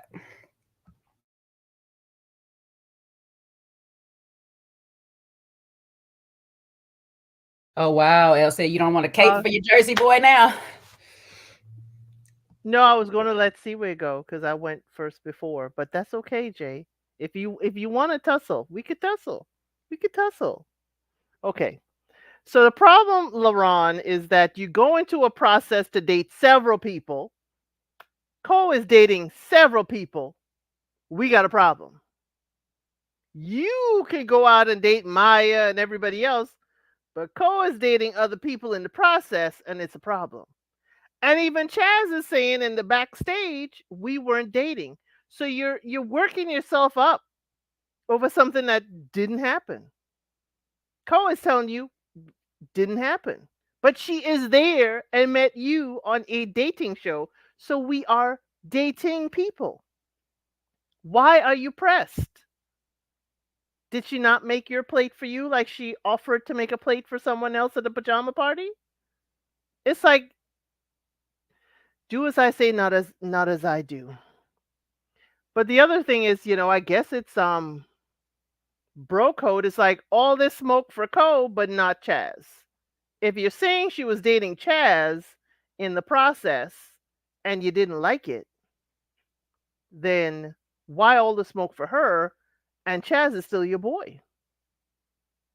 You should have had smoke for him too. And she's sneaking dating somebody. I'm glad Tommy said it's a dating show. There's no sneaking dating. We're all dating. I mean, like, daggone it.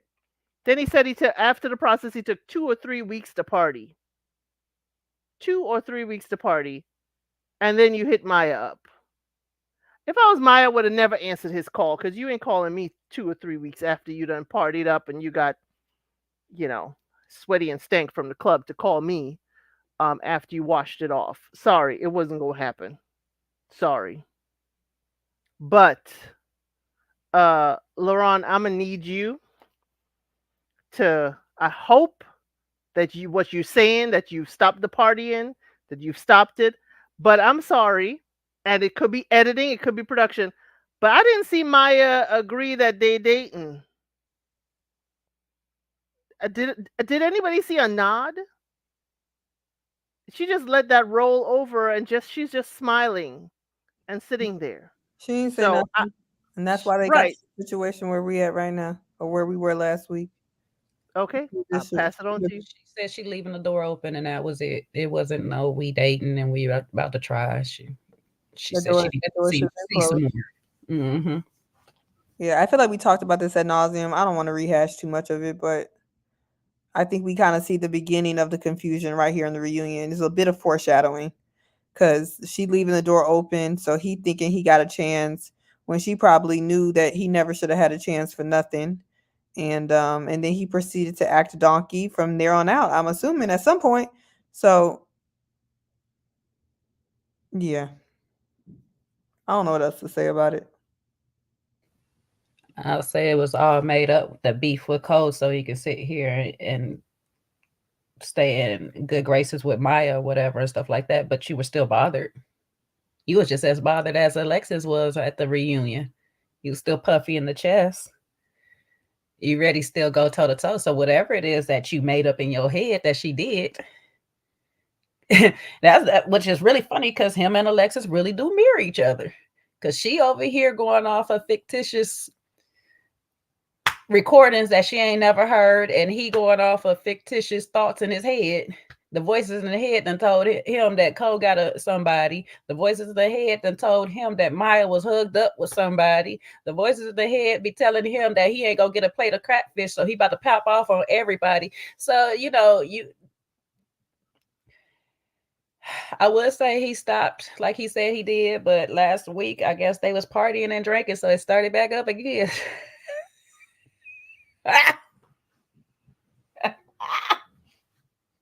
We stopped into the reunion, I guess. I don't know. And maybe he slowed down. That he didn't stop. He just slowed down.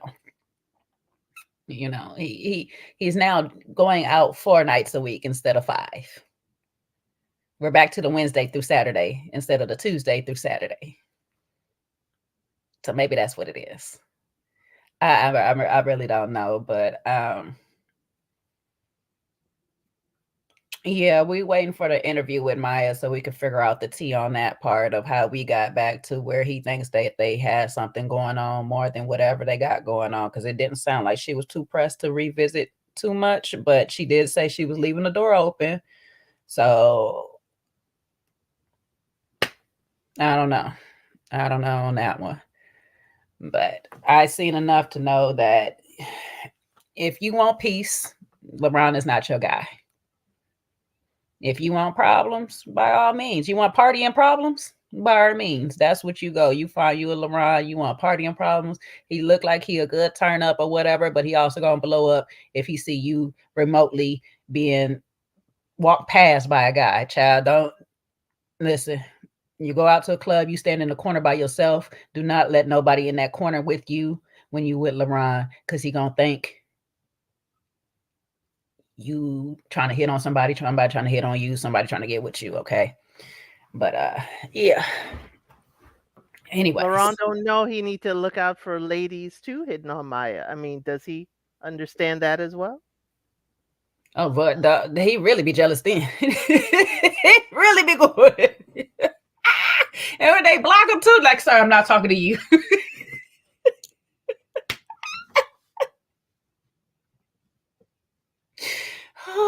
You talk about that ego being hurt, boy. I don't know where When in Rome is at tonight. She's probably taking a night off tonight. I don't know. She might be over at Miss Misha channel giving her hell. Who knows? Her caps button ain't working, so the keyboard she got to get a new keyboard. Sean, you gonna get it? You gonna get it, Sean? That's what I said. We about to talk around. She about to pop in there right now. Talk about, hey y'all. Yep. You know when it will be heavy on the all caps, boy. She gonna come in here ready for you, Sean, and I'm gonna tell her. And I'm gonna tell her how about the heels. She gonna be like, "Oh, let me get my heels on for Sean." Hey, Shawnee. Again, Sean, she always putting the cape on for you. She always got your back. Hey, Shawnee. She'd be like, "Okay, Sean. Yeah, okay." That's my baby girl. My little Spitfire. Couldn't tell.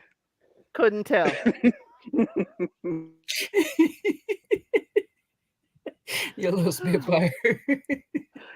Maybe I got to do some self-reflection over this weekend. I still got work to do.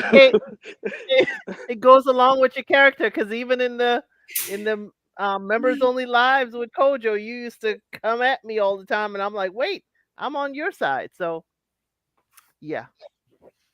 All right. We did LeBron. Are we good on LeBron? And we've been good. Did you want to talk Glenn, or do you want to go into the group chat of it all? Can we talk about Glenn real quick? We can get that out the way. Glenn is strange, and I see why he didn't show up. Glenn is very odd. That's all I got. That's the only thing I could think of this whole time. I was like, oh, this is a very different man. Yeah. You wanted to talk about Glenn and he only had a few sentences? I just really want to say he's very strange. Like, not just a little strange, like very strange. And I think because here goes the pretty privilege that y'all gave Alexis all down in them comments on Little Black Books channel. I was giving Glenn pretty privilege for a minute. In my head, I kept on trying to make him not strange over and over and over again. And finally, at the end, I'm like, you know what? I don't care if he's handsome or not. He is strange. That's it. I will give him that he is awkward. I will give him that it is a stressful situation. He says he has anxiety. And I will say, my son, when he said about the velvet couch and he was just handling the couch, it gave me thoughts. I have a son that's very texture oriented, and I was like, he would have been so absorbed with the texture of the chair. And I was like, okay, Glenn, I can see how you are socially awkward and how this dating situation would not have worked for you. And it's too fast paced. It's too fast. Too fast for him. Maybe it was the camera thing. It could have been. Yeah, I think Jada. Tell me if I said your name wrong. I want to make, because I see your name all the time. I want to make sure I'm saying it right. I do think he does that social anxiety. How y'all? This queen won't quit. How you didn't get strange? What did you get if you didn't get strange? She got handsome. Right, because that's how we begin to see. That's the reason why we be getting distracted. Have y'all noticed how Glenn, people done came up with everything in the book? El said he got texture issues. Y'all said he got social anxiety. I'm not saying you're wrong. I'm not saying you're wrong, but he got social anxiety. He's this and that, all because he handsome. If that man looked like a foot, y'all wouldn't be coming up with all this stuff. Y'all would say the man was strange and y'all would move on. Well, I'm only saying that because of my experience with my son. And full disclosure, he is level 2 autistic. And many of the things, this highlights they showed, it reminded me of my son. He is very socially awkward. He's very texture oriented, and he's very distracted easily by something just flying by. So it just gave me, I'm not diagnosing him, I'm not saying what it is. It just reminded me of much of the social awkwardness that I see, in my day-to-day life. But that whole chair and the velvet, I was like, whoa, but it is different. It is strange, certainly, but you got to give him the benefit of the doubt. But he wasn't toxic. He wasn't overly toxic. No. We got to run C-Way back because she sat here and told us how, before Elsie had to explain herself, told us how she was giving this man benefits of doubt all the way up until the end to say strange. Now I want to sit here and get on everybody else for doing this. Because I'm delivered. I ain't no different than everybody else. You delivered. Don't be trying to bring everybody else out the darkness. Leave them there if they want to be. You're right. You know what? Because that's how people do. As soon as they get delivered, they want to hurry everybody else up. You're right. Don't be overzealous now. Yeah. Wherever y'all want to label him. Now, I didn't want to say that he gave any autistic vibes because, people get really mad in the comments if we diagnose people. So I'm glad Elle said with her experience, she can give more insight on that. I didn't want to do that because I don't have time for y'all feedback on that. But yeah, I see what you're saying. He don't seem, at the end of the day, he didn't give a bad person. He seemed like he's the law-abiding citizen and that he ain't here to hurt or harm nobody. And honestly, for Ready or Love, that's all right with me. So if he okay, he ain't being mean to nobody, he minding his business, and he's being kind, then shoot, go Glenn. Go Glenn. Listen, I'll say this: cameras are not for everybody, and if you're already a shy type person, you got a high anxiety,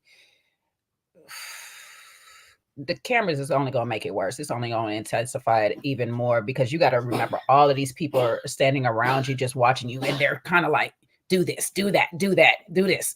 And if you got anxiety with all of these people coming at you, telling you what to do, and then you got this person over here sitting and you're like in a speed dating. Now, this is a pressure cooker. We're in a speed dating situation with cameras all around us, people telling me this, people telling me that. It can be a lot. And when you first come on the set, it's a lot to deal with. And I'm not going to hold the brother. Like you said, Seaway, he ain't look like he was trying to hurt nobody, harm nobody, but it just wasn't the place for him. And he made the right decision for himself just to not show up, because we'd have been talking bad about this man. Let's be honest. We'd have been talking bad about this man had he showed up on camera being real awkward and all this, because he would have gave us really awkward energy. He probably would have been a little bit like Jonathan. Jonathan was a little bit awkward too. Jonathan a little bit awkward, and we would have been sitting here, and it makes you start saying some crazy stuff out your mouth because you're just trying to relax or whatever. So I think that's probably why Jonathan got into that situation down to the house, because when you're awkward, sometimes you're like, look, I don't know what to do with myself, so let me So you look, the more and more we talk, the more we realize why Glenn should have stayed exactly where the hell he at. He didn't miss not a thing. He didn't miss nothing. And look, by the end of the speed date, he was like, yeah, I'm still good. That was the funniest part. He was like, nah, yeah, I saw everything. But everybody, you know who everybody likes? Who's that? The pretty lady. I know a lot of them are pretty, but you know what I'm talking about. Laylin. Laylin. Yeah, you know why? It's not just because she's pretty. It's because Laylin know how to talk to people. She mind her business. She got some sense. It's the other things I think about Laylin that also stand out. She's also very pretty. So I thought that was interesting that he was like, yeah, Laylin. She would have had the pics, boy. She had on them stilettos too, boy. This is for Didi, because y'all don't believe that it's my dog over here going crazy. So it's her. She's gonna stop now. Hi, Bambi. She's right here okay, doing Mama. It's all right. We love you, Bambi. She going through it. I'm sorry. I ain't trying to make the noise. I was laying down and trying to relax for a minute, but I'm up. I gotta pee. I'm about to take you outside right now. Thank you, Bree, for becoming a new member. I appreciate you so much. All right, I'm gonna put you down. We're gonna let you out. But yeah, Laylin looks so gorgeous in that purple, and that she looks so. I know it's not. Yeah, she's. Who else look really pretty? April looked so pretty. She really did. She really did a nice look. She looked really nice. Like I said last week, Koshia's bustier was well shaped to her. Oh, Koshia looked great too. Oh my god, it was boosting. And that hair, she had that regal, like sweet, it was a very elegant hairstyle. Koshia looked phenomenal. I loved her outfit. I see you, Sean. I got you. Let me see. I think Koshia and Laylin's dress were my favorite, but April looked super, super cute. See, why sent it already? I did. Oh yeah, she sent it after I put that in the chat. Oh, okay. I'm sorry, I just now seen it. And I don't even have. Is it the studio light that makes people's makeup not match their chest? Yeah. I hate that because it always looks like that, and I know it can't. It can't be how it looks in real life. No, it's because they do it. They probably do it under a different light, and when they get in there. A lot of times sometimes they go get their makeup done. From what it sound like at the reunions, the only time they kind of do have a makeup artist too, but you know, that universal makeup artist ain't gonna work for everybody all the time.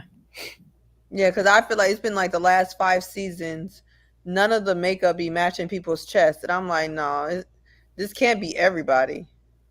Yeah. So sometimes you got to put a little powder down there too.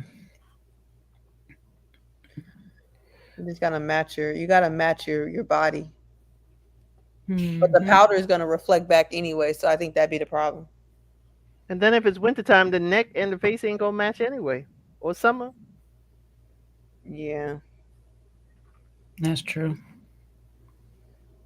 That's true. So we're going with. I'm a little rainbow. I'm a little rainbow when it comes to the summer. Don't look for me to match nowhere. I swear, I think Sephora and Ulta make the most money in the summer for Black people. You got to go in there every month and figure out, play guess what, guess who, with your freaking makeup. About 4 shades at one time and just blend them all. It's so annoying. Oh, that's my mother. Well, that's not even my problem. It start being the arms and everything else too, because I'm gonna be all kind of colors all over the place depending on what outfits I'm wearing. Child. That's why in the summer just start to do your little you start to do your little skin Get out the chat and hit the link. God dang it. What the hell? Asking for links and then you just steady in the chat. Yeah, that's why I went the Alicia Keys route years ago. I stopped. No, Didi, right. You just, if you ain't gonna just stop wearing makeup in the summer, do your little Fenty skin tint, your little blur stick, do your little eavesdrops, do something. Because the heavy makeup in the summer. I don't even know how people wear heavy makeup in the summer. I'd be melting. I've been melted all off. And look like Hatchet on Crybaby. Oh, child, I look all kind of things. It'll just be all kind of bad. Anyway, have you seen Crybaby with Johnny Depp? No. Okay. I'm gonna put no as the default. I'm gonna let you know. Appreciate my favorite actor out here, boy. Lord Jesus. Please go see who Hatchet was in Crybaby. Just look up. So we're gonna wait for Kojo to talk about the group chat. There was a group chat. Kojo seen the messages. So he says. Tommy did too. Look, Tommy did too. Yeah, tinted SPF lotion is also another good one. Yeah, we on to the group chat, baby. It's like a group chat right now. Which one of y'all gonna backstab me? Not Luron called Will in a lie. That's how I know they all be lying. That was funny. It was a whole lot of lies. Let me go ahead and play my little thing real quick because there was a lot of stuff. There have been a lot of lies said around this dinner table here tonight, but that you can't believe. That was Luron. Luron was like, I know I said a lot of lies tonight, but you can believe this group chat. Will got called bold-faced lying. I'm like, not Luron catching you in a lie. Will said, nah, I ain't say that. Oh yeah, I said that. Then Tommy reads and Tommy's like, that's exactly what you said, nigga. Like, what are you talking about? You lying. If he was on Judge Mathis, Judge Mathis would be, you're lying and your case is dismissed. Lying still. He's still lying. In the face of evidence, he's still lying. That's crazy to me. But that's the funniest part. The funniest part is they both do it too. Yeah, they both liars. But now, Luron, you're not very creative because you took Meika's insult for Will. I need you to come up with your own dig. Talk about your chain fake, but we already went through that. Right. Mm-hmm. His chain fake, we know. But these same people see that he on the stage wearing a fake chain, but y'all surprised that people didn't understand why he was saying he was a real estate developer. People were so surprised. We tearing down the black man. This is the same person online wearing a fake chain. And then didn't isn't it Patricia say that when she wasn't even there long enough, and she's the one that says when you go low, Luron takes it to hell. Thank you, Elsa, because Seaway has not had enough of all the Will backlash. Child, because people. Yeah, you're right. I haven't. Yes, we have to understand that wealth comes in all forms. All forms. I guess so. It come in wearing fake chains, and it comes in toting the guns on YouTube. You right. Pow, pow. Okay, Jesus, you don't want nobody to be monetized. That's what I said. Piece of steel. Peace be still. We'll take all that. We was talking about these. Strong. I'm super strong. We're working out. I was lifting today. Welcome, Kojo. How are you today? Yo, what's really good, guys? You right? Can you hear me? Yes, we can. Pretty great. Hey, baby. Hey, so people, I just want to say people were plotting, yeah?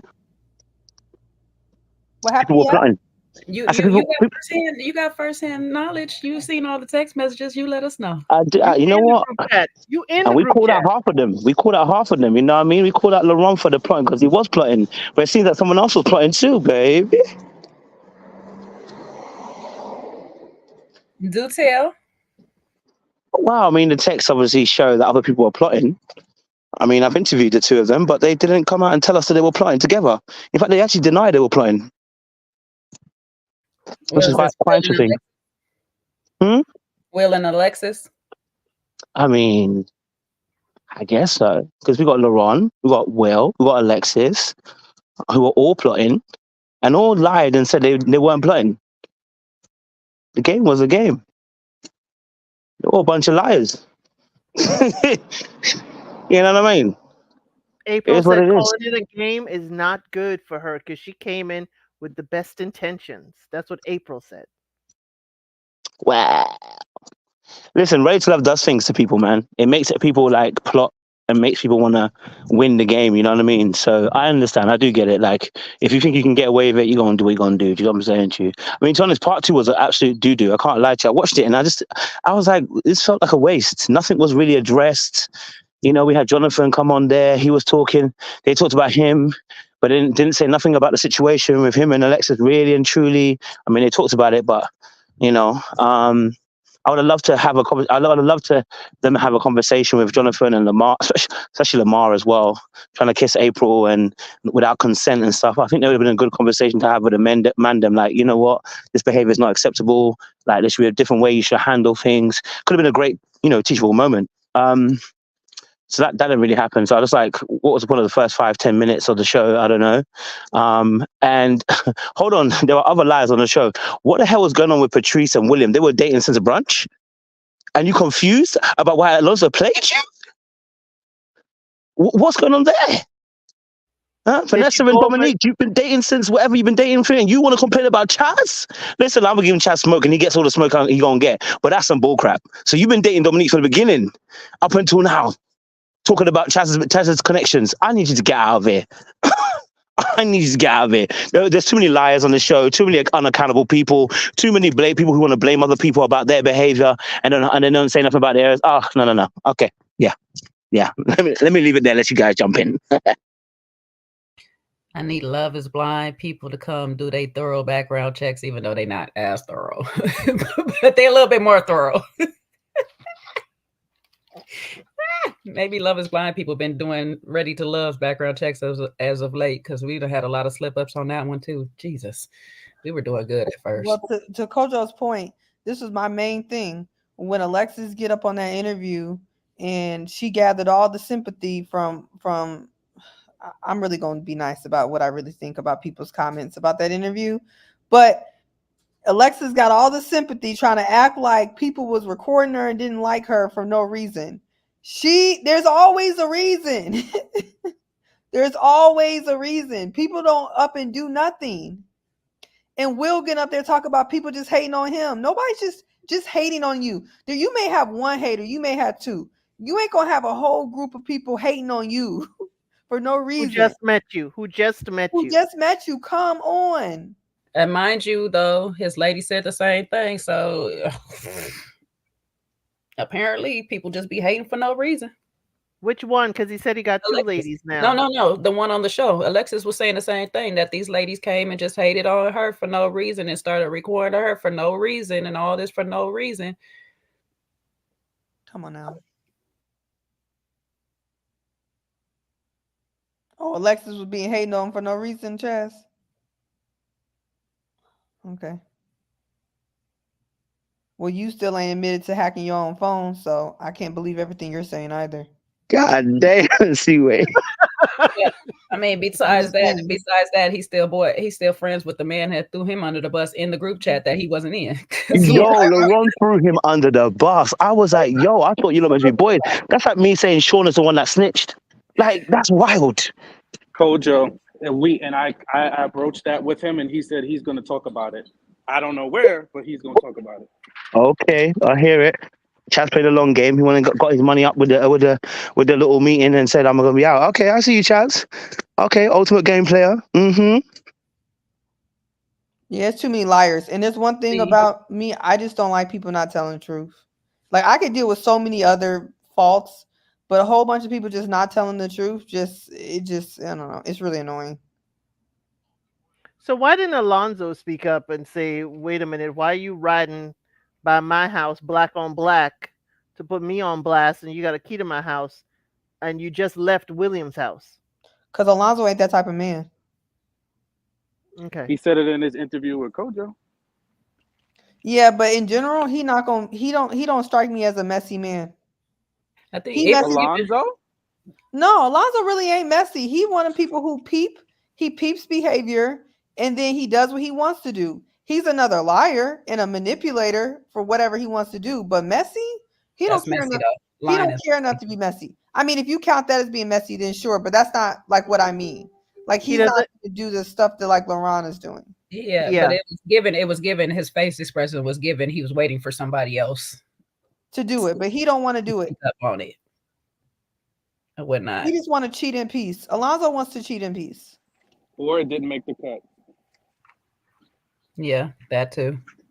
Because they did. I mean, Tommy did ask him, but it just looked like he was like, it's whatever. It's whatever. I think it was one of those situations that, you get that look like, wow, everybody been on my head about this, but nobody say nothing to her. Oh, okay. I'm all right. Well, we ain't saying nothing. We ain't saying nothing. F it. Oh, you know what? Matter of fact, he didn't say it in Koja's thing. He said it in that Instagram live that he did right after the reunion. Mm-hmm. Did she come over to his spot because William was off? That was his weekend to be on in Army Reserve? Or was maybe he away that weekend? Maybe he was on the way to William.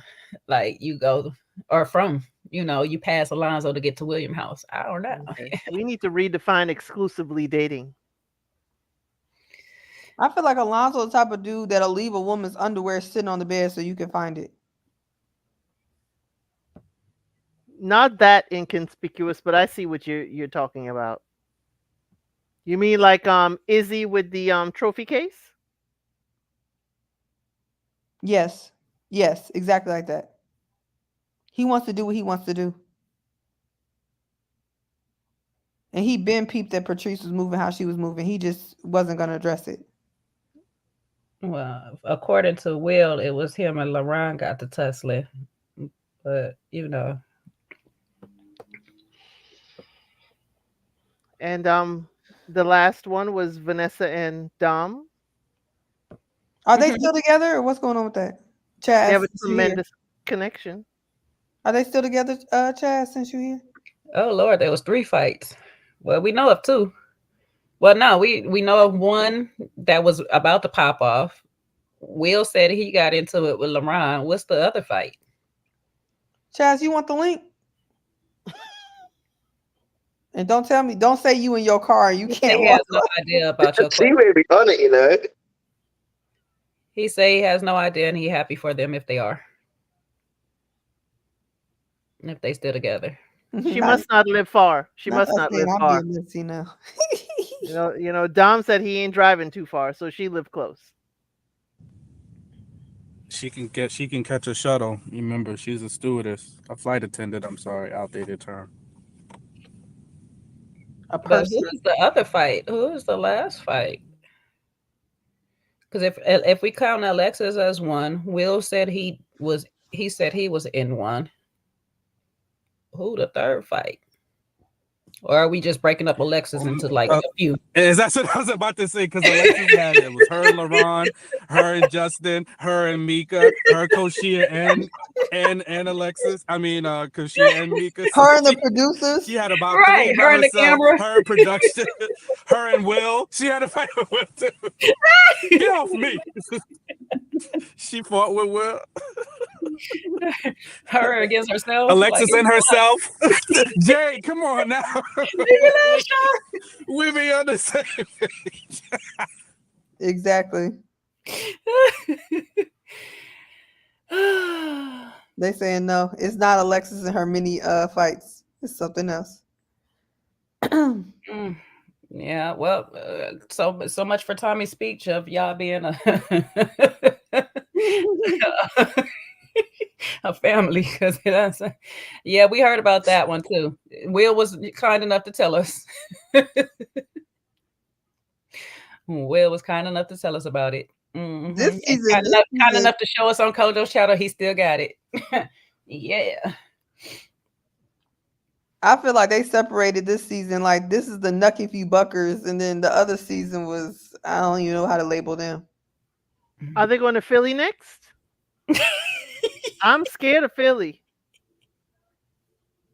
I'm sorry. Are they going to Philly? They're scouting all across the country. They were scouting in Chicago, Philly. There's more ads. I've seen the on Kamisha's channel. She said Detroit. So we doing it worldwide. They just said F it. We tired of this. I hope they put them on a resort or something where they can't tote. They can't breathe. You really think that gonna stop them from toting? You take them to an island, they can't. Oh, you know, Chaz, you and Luron single-handedly got the season renewed with y'all foolishness. They need to pay y'all some more. They need to send y'all. Don't feed into this delusion no more, goddamn it, Seaway. I'm sick of this shit. Okay? Who did then? Not pay them some more. They need to need the food budget. Remember, this show has been going for expanded. 7 years. That's what I'm saying. You gonna just feed it to that delusion of that man over there. He gonna be over here. I'm gonna feed right into it because Luron had me locked in. Chaz and that petrified flower. I ain't never seen nothing like that. This is crazy. This is absolutely crazy. I say this every season, Seaway. Who did I say that about last season? I can't remember last season. We should ask Chaz J how last weekend was. How did the biggest reunion in Ready to Love history? How did that go? So y'all gonna call Sean messy like y'all just called me messy? Sean, you messy. We didn't call you messy. See, that's the thing. We never called you messy. Nobody called you. Let's ask. And you want a spotlight because I asked the question. You right. I'm about to shut up. I just wanted to hear. I wanted to hear from the hosts themselves. At least one of the triumvirate. Love Seaway. She's always looking for a chance to get out of drowning, but gonna drown somebody else. You know, she's the worst kind of lifeguard. She gonna step on your shoulders. We saved her. Exactly. We saved her. She's like, oh, this water's too deep. I'm not trained for this. Fend for yourself. We about to push Sean under now. Exactly. Ooh, this undercurrent is kind of deep. You can see where Push me right out. It's up to you to swim to the rope. Sean, it's okay. You're water. You're okay. She fire. We gotta your save water her. sign. Float. We gotta stay Seaway. We gotta bring her back up. No. All right. Well, you know, we made this more fun than the. I'm gonna miss y'all because we've been making this more fun than the episodes. I ain't gonna hold y'all. Look, don't let it come to Chicago because I'm gonna be Kamisha with my camera. I'm gonna be on the street. I'm gonna be Kamisha on the spot. Johnny on the spot. Seaway on the spot. I'm gonna be right there. Well, never mind. You know what? I don't care. Way. I down. It's Seaway's world. You know what? I don't care. Way. So negative becomes the negative. Bye way. Get a +1. Because you'd be a secondary. You'd be a bye. A kid of Kojo's channel. You would have your own shit. You will be the baby. A son. Let's go. Bye way. I'm just saying. I love it. You used to live in Hoffman Estates. Wait, Jay. Very random. Say your line. Say your line. Your favorite line from the whole thing. What'd you say? Say your favorite line from the thing that Kamisha says. You would have your own shit. You would have your own shit. A son. Wait a minute. Now we got to talk about this. What you was doing down there with the streetwalkers? Because I just learned that. I don't know about Hoffman Estates, but I just learned that. That's a suburb up north. No, I thought that's on the show. Where was they saying the streetwalkers? Where the streetwalkers stayed? I don't know. That's a boulevard. That's a random boulevard that they named. I didn't know what the crap. I don't know Dallas like What that. is it then? Somebody say it. I don't know. Oh, he said that's in I thought Chicago. it was something Hines or something. I remember H. That's all I remember. What were you doing here in Chicago? What were you doing here? Living. I want to know why though. See, that's the questions that y'all be asking all wrong. You didn't ask if you want to know why he was living there. Yeah, why were you living? What were you doing in Chicago? Prostituting. Oh, she's getting soft now. See how she get nice. She want that information. She gonna talk. She talked to him nice. Oh, okay, what were you doing there? On Harry Hines. So you know how to have some sense. That sounds like a streetwalker's name, Harry Hines. No, that sound like. I like that tone of voice when you talk like that, Seaway. That's nice. Oh, I'll work on it. I don't work on it. Ooh. Even better looking. She get even better, huh? She get coachable. Give me a second. I'm overloaded now. See, when Sean talked to me nice, I talk back to him nice. You gotta talk to me nice. Your fault, Sean. Your fault. Right. See where there's your answer. I'll take it. Kojo, you got any more to talk about this show, man? Because these people is over here cutting up at this point now. No, you're all good, man. I love it. All of it. See, Chaz is building his wealth in Chicago. He said started here first. You got out before they gonna get you, Chaz. You better not say that now. They after them. Oh, working for Boeing. Yeah. The gentleman says he is off the market. What are you talking about? He hasn't said that. I haven't seen that. And what the hell is you talking about? We talking about him and the job and getting out of there before he gets sued. What the hell is you talking? Listen, there you go. It's official now. She but put that cape. She done picked that cape up again. That's what I'm saying. She gonna make sure he off the market. She done found that cape. If I can't have him, nobody else will. Exactly. Elsie said, spell it out. Child. Make it plain. When is the date? You ain't off the market. Okay. Chaz got your back. He said he is off the market. Yep. No, he not. What's the date? I need to see an actual paperwork. You ain't off the market until the I do's is cleared. Right, because people wreck a home all the way down to the altar. When people tell you they off the market, they off the market. Okay, Elsie. Better make it plain. She's putting that cape together like a puzzle. Go ahead, hold on. find them pieces. They off the main market, so not the black. They're not off the black market though. We can still find them out there. we know Chaz dabbles in the dark web, so where things get hacked and such. Sean about to be blocked. Sean getting his blocked again. I want to be blocked on my terms.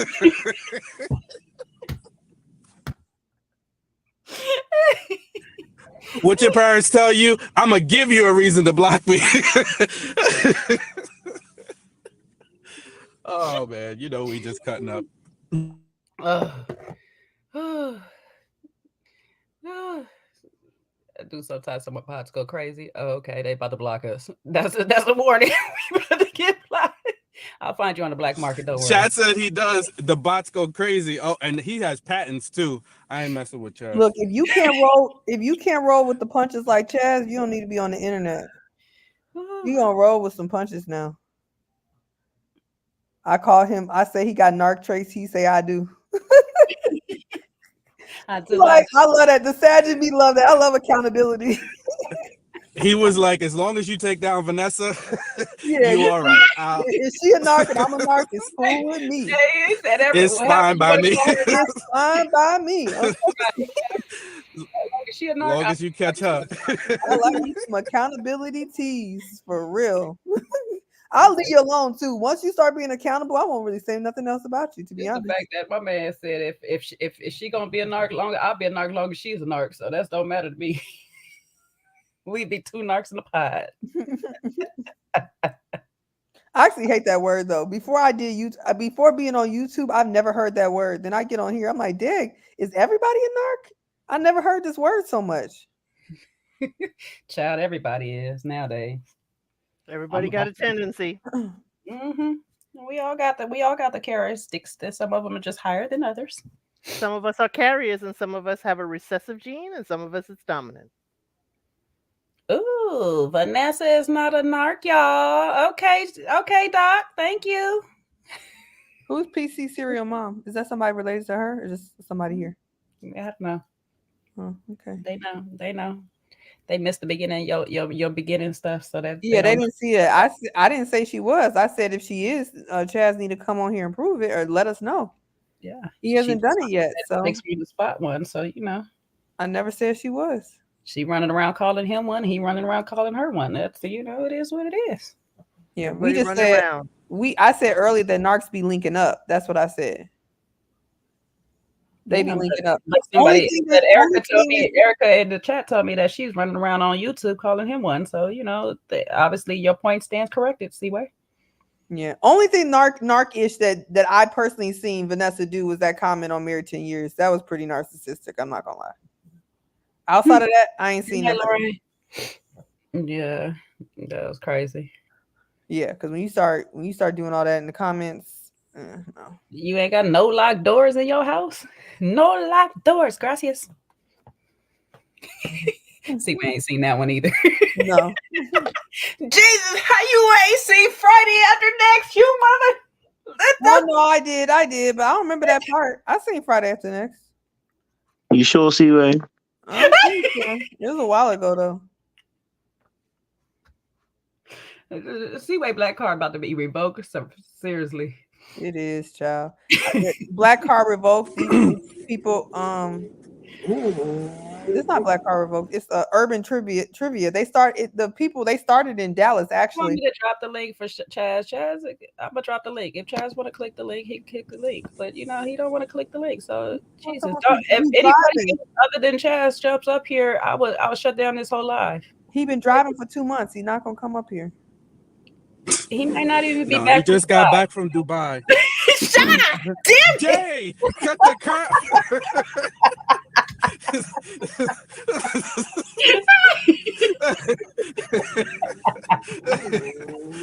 Sean and Jay on a mad one, isn't it? Yeah. God damn it. We freaking conjoined twins over here.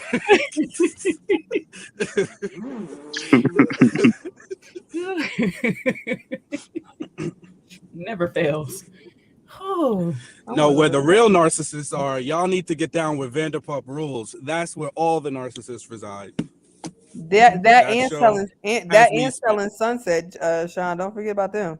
Yeah. Oh, for sure. They crazy over there too. Who is on the speedway? I think that's Kojo. John. No, that's me. That's baby. Me. I'm in the Target parking lot. And I guess this guy decides he wants to test out his Ducati over here doing. I see, because it's not like you want it. I'm like, is that your big body Beamer? What the hell is going on? Not your big body Beamer. Leave his Beamer alone. See what? You got a big My M Sport does have a little rumble in it, but not like that. Sean be getting hosed with his rumble tumble big body. Not him getting hosed. That's a whole collector. Seaway, don't put 10 on 2. Now, Seaway, now you messing up. We was getting the heels in order earlier. Now you gonna mess it up. Now they gonna start putting them back in the closet and on the shelves and stuff. They gonna put me in some F-boy category, right? like I run around with a dangly earring or something. No, don't put me in that category. No, that's a different category. I'm a good wholesome guy. That's true, guys.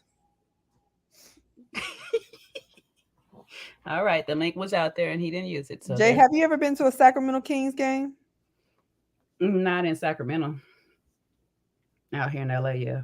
Oh, like when they came to see LA? Yeah. But not in Sac. Why did Seaway sound like she was just stumped? No, because I was really hoping she went to one. I always wanted to go to one when Chris Webber was playing back in the day. So I didn't know. That's why I went to while it was out here because I was a Seaway fan. But I don't like Sacramento that much. I have some relatives up there, but I don't really like it up there that much. I never been. It's nothing. Oh, okay. Oh, let's put that on the tour. Let's put Sacramento since y'all play. Look, they be like, Kojo, are you coming to Sacramento? Kojo, are you coming to San Jose? Kojo, are you coming to the Boy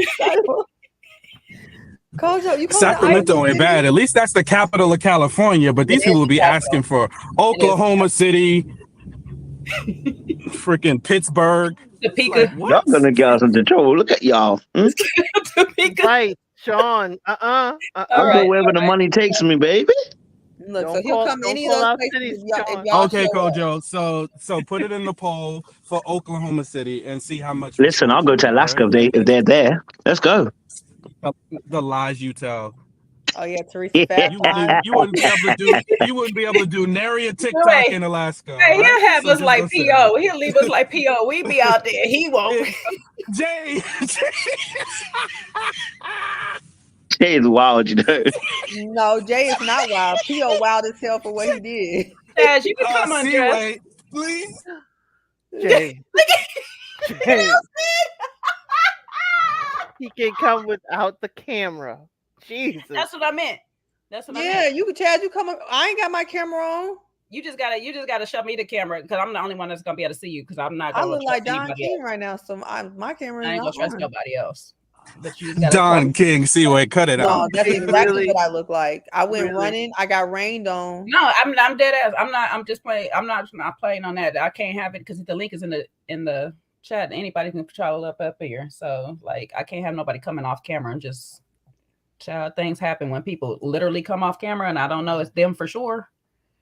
So as long as he come backstage and show me it's him, and then he can go back off camera, we're good. That's that he gonna come and show his chest, so you know it's him, and then he gonna. I know the tattoo. I seen it. Just put your tattoo on there. Just put your tattoo on there. I'm gonna be like, what my boy Boosie said? Put your Gucci. I'll give you $1,000. Jay, and just let him know that we wouldn't see him backstage. No, it would just be you, the host. I'm the only one that can see. Yeah. Put your okay. Let me stop because I'm gonna start saying that stuff. Damn pussy. Booty, rocking everywhere. Yeah, there you go, Boosie. Coochie. Not Caitlyn got a State Farm commercial. Get off the TV. You know, for the person that don't watch nothing, you watching a whole lot of TV. Commercials. You watching commercials. All right. Chaz is only doing paid interviews, and I ain't paying for. I'm gonna let you know this now. All right, I ain't got it. Broke. I ain't got it. So he like Habibi. He charging for. Or his is that interview. Jonathan's fraternity? What? Sorry. Oh no! I thought we were talking about a real fraternity. That took me a few minutes. Nice stiff uppercut. Yeah, baby. I think Jonathan. What was he, either an Omega or a Kappa? I don't know which one. He was an Omega. Don't matter. He was a Q because remember she Of talked course, about he got that oil. He got that oil in him. Oh, okay. Don't matter. Okay, yeah. And that was the reason for all of his sins, apparently, because he had that Not oil. an excuse. Not an excuse. I'm sorry. Don't matter. Yeah, that was the worst excuse she gave him. Yeah, but we're gonna let her have it. We're gonna let her have it. But she could use the excuse of I've been drinking. Oh, you saw that? You saw that flex? Chaz said he hasn't even cashed them checks from the show. Well, hey, if you haven't, they might have an expiration date. So they expired already. Trust. Right, Mr. Banker, you know that this was filmed back in October. Well, it depends what kind of checks they gave them. I don't know how they cut their checks. 180 days. They might have gave it. Yeah, they might have. If they cut them that way. Cash today. You better cash today. You better hurry on up. It's still cash my it. brother. Don't deposit, cash it. You know we don't feed you, so You said Joda, yeah, you right. No, he's not coming up. He said they haven't expired. Well, shoot. Outstanding checks are sitting out there for that accountant. They pissed too. Oh yeah. Can't reconcile them books properly. Come up here and talk to us, please. That's why y'all got the edit y'all did. Y'all should have catched him. Hey, He just said if him. you don't listen, Others may have. if you holding on to them, that means you don't need them. You can hand them over to me. We can put them in an interest-bearing account. Under Sean. You killing me. My interest-bearing account. She'll be killing me, boy. Sean is definitely killing me. Yeah. Pretty please. Yeah. Are you singing to Rainbow? Oh, Rainbow is knocked out. Not thinking about me at all. So I'm since thinking dogs y'all. are a highlight for this season, and for us too, how do we feel about and I guess Kojo won't be included in this. How do we feel about your animal being a part of the family? The animal is a part of the family, and if you come out the gate talking about you ain't gonna ever love my dog, you gotta go. I'm not gonna lie to you. Yeah, that really upset me. That's kind of well. weird. I'll be looking at people sideways, and I know I shouldn't, but people who just say that out the bat about animals, I'd be like, "Dag, did you one of the people who used to like kill little hamsters when you was a kid? Like, why do you feel that way?" I don't trust nobody that don't like animals. Yeah, I'm like, if you don't like animals, you.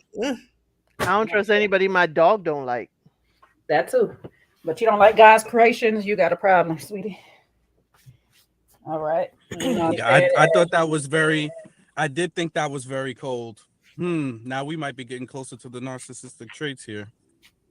Cause who don't? I mean, now personally, I'm a little. I got issues with being a little afraid of big dogs, but I traced it back to my family allowing a Dalmatian to chase me around a fire truck for a good 3 minutes. That's probably why I'm afraid of big dogs. But afraid and not like are two different things. I can be afraid of something and still like it. So. You gotta have a real good reason not to like them, but you also can't sit here and try to not understand why other people are attached to their animals and stuff like that. Talking about trying to separate them. I understand pushing a child out. I have done it once before. You know what I'm saying? It's an experience. It's an experience. Okay. However, having something that literally loves and depends on you or whatever, that's the same experience as having a child. As having a fur baby. Okay, you still responsible for something else. It's almost to the point of a parent adopting a child. So I think afraid, y'all, is two different. I think if she would have said she's afraid versus the way it sounded that she just don't like, that comes off different. There's lots of people who are afraid of dogs.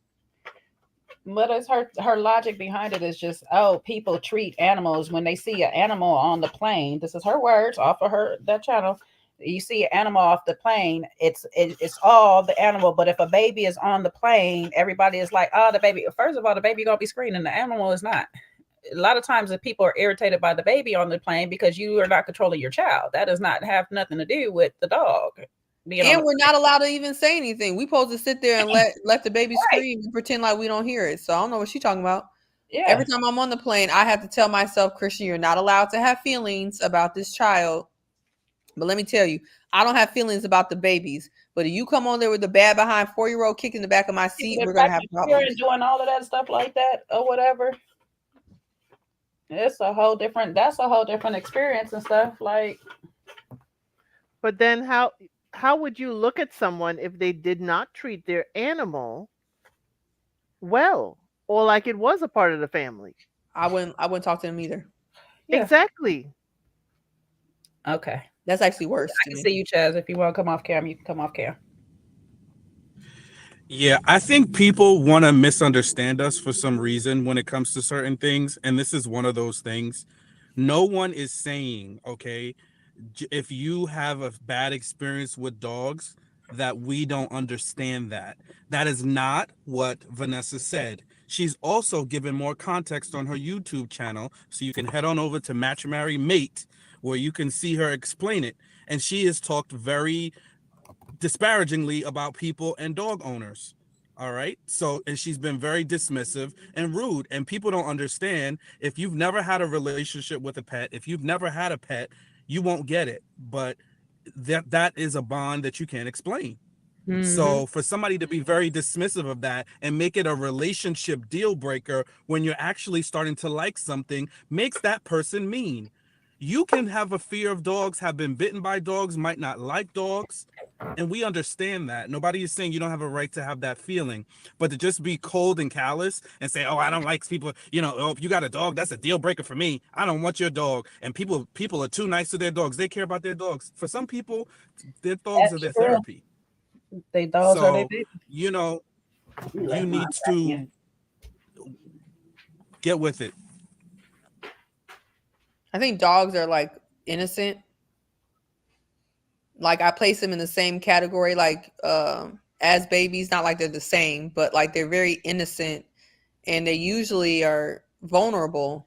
So I think that's why, if I could put into words, why I think like if some people don't like dogs, or not just not like them, because you not having a dog can be for you, right? But being mean about a innocent thing in this world, I think is where it gets weird. Yeah, but you don't have I see you, Chaz. I see you, Chaz. I'm waiting for them to stop. I got you. All right. You want to stay on camera? That's up to you. I'm glad you put a green shirt on. Hey, good morning, everybody. You got to turn yourself off. You want me to turn you off? You want me to turn your camera off? Did I turn it off? No, you're on. Oh, okay. Hello, everyone. Hola. Hello. Hello, What's another going round. on, bro? Good evening. Good evening. What is going on, Sean? Elsit, thanks for your support. Seaway, you gotta chill out, girl. You go a little ham sometimes. What I say? Kojo, What I say? You say a lot. What one, Chaz? You're a little reckless sometimes. I didn't know that. I appreciate that feedback. I wasn't expecting that. You're welcome. I'll be mindful. Thank you. No problem. Hello? Hello, It's my the little what brother. did I say? It's the what did I say Seaway that just took me.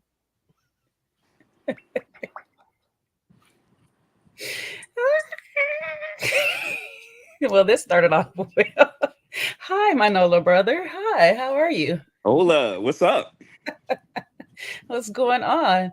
Let me ask you first. What part of Nola you from? 6th Ward, Dumaine, Broad. Okay. All right. Yep. I also grew up in Holly Grove. Oh Lord. Yeah. All right. 9th Ward and Jefferson Parish. So there we are. Jefferson Parish. I'm sorry. No, don't be. Yeah. Not everyone's fortunate. No, not everyone. It is what it is. Where's your lady at? She's over there. Tell her I said hi. Look, she's real sick of this show and the comments. And she's like, they don't even know you. I'm like, I know, but we got through it. Thank God. I'm excited that today is the last episode and we can just move on with our lives. So for everyone that thinks they have summed me up correctly, you haven't. And I look forward to explaining everything, the parts you guys didn't see. There is a lot of information that I can share that is not coming from my head that you can hear and see. And I'm not trying to change anyone's impressions. I like that some people don't have the energy for me because it's mutual. But for others that are open, I do want to explain some things and, kind of answer some questions. So one of the questions is, did you and Luron forgive each other for him throwing you under the bus in the group chat? Me and Luron talked about it and we worked it all out. That's what brothers do. So yes. Did y'all start a new group chat? I don't do group chats. I'm a busy man. When you're juggling all these connections, you don't have time to jump in all these other chats. You'll get confused. You mind any questions from any of the panelists, or am I the only one? Go for it. Now, there's some stuff I may not answer, but I will answer. I'm just trying to organize all of my evidence. But sure. So I just have one. I had asked it earlier, and you mentioned that you can answer that around Koshia and the date. Did you and Koshia date at some point?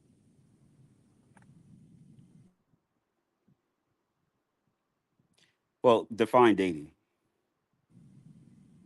Did y'all spend time together one-on-one? Yes.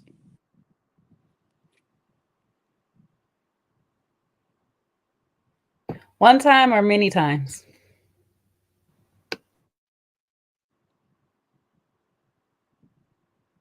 I'm not comfortable like disclosing all of that. I see I got blamed for the released audio, like I'm a pillow talker. So we spent time together, I'll just say that. She's cool people. Nothing happened, just cool people. Any other questions? Because my other question I'll be saying, where's Nola at? Has the wedding happened or is it in the future? I'm not talking about that. People are looking her up and attacking her, and it's just really sad. God, that's too much. And it's actually the cast, the ladies from the cast are attacking her, calling her a transgender, just being really nasty. That's too much. They call her transgender to her face. Well, they're posting it online. The network had to get involved. That's silly. So that's the caliber of women that y'all wanted me to pick from. Oh, I don't think we wanted anything for you that you didn't want for yourself. Yeah. Only thing I want to know, which I guess you're gathering evidence on this, is what Vanessa has done to be a narcissist. Anything that you can name. It doesn't have to be the whole thing, but just something that we can understand why you felt that way. I'll say this. If you listen to her podcast, I got my lawyers involved because her coach made a defaming comment, and we are pursuing that. And it's still up, and we have it recorded. We're going to take it to court. We're going to summon her to Dallas. I'll deal with her later. Regarding Vanessa, I will say this. Just listen to her story. Everyone else is the villain. Everyone. And if that's not the trait of a narcissist, I don't know what is. I mean, I didn't notice that. There was definitely some things about how she described her ex-husband in other situations, her dad. I did see that. But is there something that you can name that she actually did that affected you personally, outside of like just how she interacts with the world? Yeah, I mean, I do plan to get into that. Seaway, I'm not trying to like avoid that. A lot happened with Vanessa and I off camera. And that's really how you get to know someone. Keep in mind, I knew her for 5 weeks. I don't know why people were expecting us to make it to the end. You don't really know someone in 5 weeks. But you were willing to make it to the end with Patrice, so I think that's why people were confused. I was made to go with Patrice. Okay. I was told I would be in breach of contract if I did not go. So that's not true. Which, of course, we wouldn't know that, right? We just see that you all of a sudden you're choosing Patrice, and it looked kind of weird because the main person you had a relationship with was Vanessa. Did I? I mean, from how it was filmed. I mean, we don't know. Right. I mean, if you had a relationship with Rashina, she wasn't happy with you either. So I don't know who else you had a relationship with. Yeah.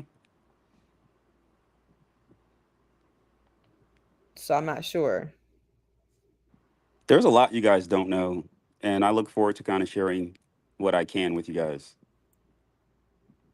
Do you have a way that you're going to share it? Are you going on a particular interview, or what's your plans to actually share this information?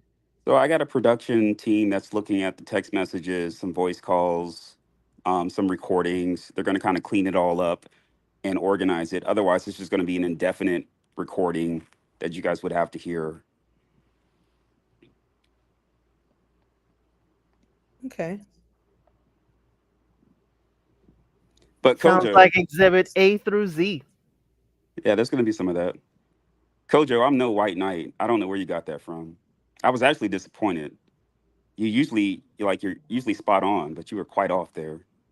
What's up? What's up, Chaz? The white knight comment. You said Chaz is no white knight. I'm like, nah, I never said I was. Well, people don't say they're narcissists, but you call someone a narcissist. So, you know what I mean? You usually don't say what you are.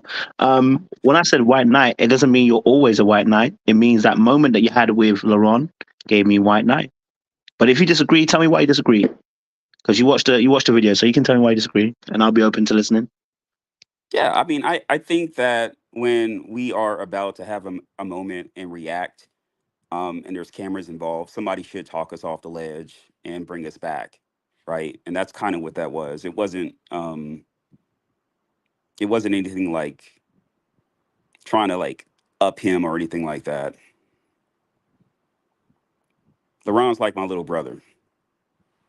That's fair. I mean, listen, I hear it. I think what I say, I'll say shortly what I said at that time, which was, if he's your brother, you pull your brother out and you pull him out and you have a conversation with him. What you ended up doing was saying, "Can't you see Coach Shia so hurt?" And now we know that you also had a relationship with Coach Shia outside. Well, I say relationship, I say that loosely. Let me say it again. Sorry, you saw her indefinite amount of times, which you haven't defined how many times, but it's more than one because you didn't say it's one. So you've seen her a few times outside the show, which means you have an investment also in Koshia. So you obviously then, can't you see Koshia is also going through this? It looks a certain type of way. And as men, when we are dealing with each other, if Luron is your boy, right, you pull Luron aside and tell Luron, like you did later on, you say, Luron, bro, like, come on, bro, like, it's looking a bit suspect. But you actually, what we saw, again, it might have been edited, and we don't know. Production maybe have held up a card and told you, with a gun to your head, listen, you got to go and pull Kashia and save her. I don't know. But in that situation, for me, white knighting in that situation is when you go to the girl, when you go and you say, I'm gonna be on the girl's side and say, can't you see how hurt she is? And trying to get people on your side. That's why it was white knighting for me. I don't care about people being on my side. The thing about that scene is the four of us were having a conversation about the process, and I wasn't the only one giving advice and trying to intervene. All four of us were trying to intervene in both me and Vanessa's situation and Koshia and Laron's situation. What was edited was I was just trying to back Koshia and disregard Laron in front of Koshia and Vanessa. But if you go back and look at that scene, you can literally see where Vanessa is in front of me sometimes, and sometimes she's not. That was a very long scene. And I did bring him outside for us to talk and to try to like rationalize things with him. But you guys didn't see that. You guys just saw the story the producers wanted you guys to see. I would say you're not taking accountability, but I've been shot already in the neck for this situation before. But let me just say, What is the accountability? No, I really. It's a joke. I'm not saying you. I was joking. What I would say is, you still haven't. For me personally, let me say that because I don't know one cutting up and taking it around the world. But for me personally, right, you still haven't dissuaded what we saw on the screen, right? And what I explained to you, which is, it's not the fact if Vanessa got involved and said something, it wouldn't be white knighting. She's not a man. She's a woman. So I expect her to be on Koshia and say to Luron, hey, Luron, da-da-da-da. And it wouldn't have been white knighting. It would have been something completely different.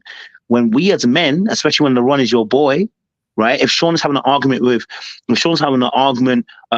Seaway or Jay, I'm going to be like, Sean, it's getting a bit too much. Sean, come over here. Come, let's talk. Right? Because that's my boy. Right? But what I saw on the screen, unless you're saying it didn't happen like that, we saw you go on Kashia's side, and then you address Luron from the perspective of saying, well, can't you see how hurt Kashia is? That's what I'm saying about white knighting. So maybe, like I said, maybe he didn't go down that way. I'm just saying from that perspective, that's what I mean. But you know what I mean? No. I mean, that's fair. I have accepted that people have opinions and feelings about what they've seen, and that's what you saw. But the reality is that wasn't exactly how it unfolded in real life. Fair play.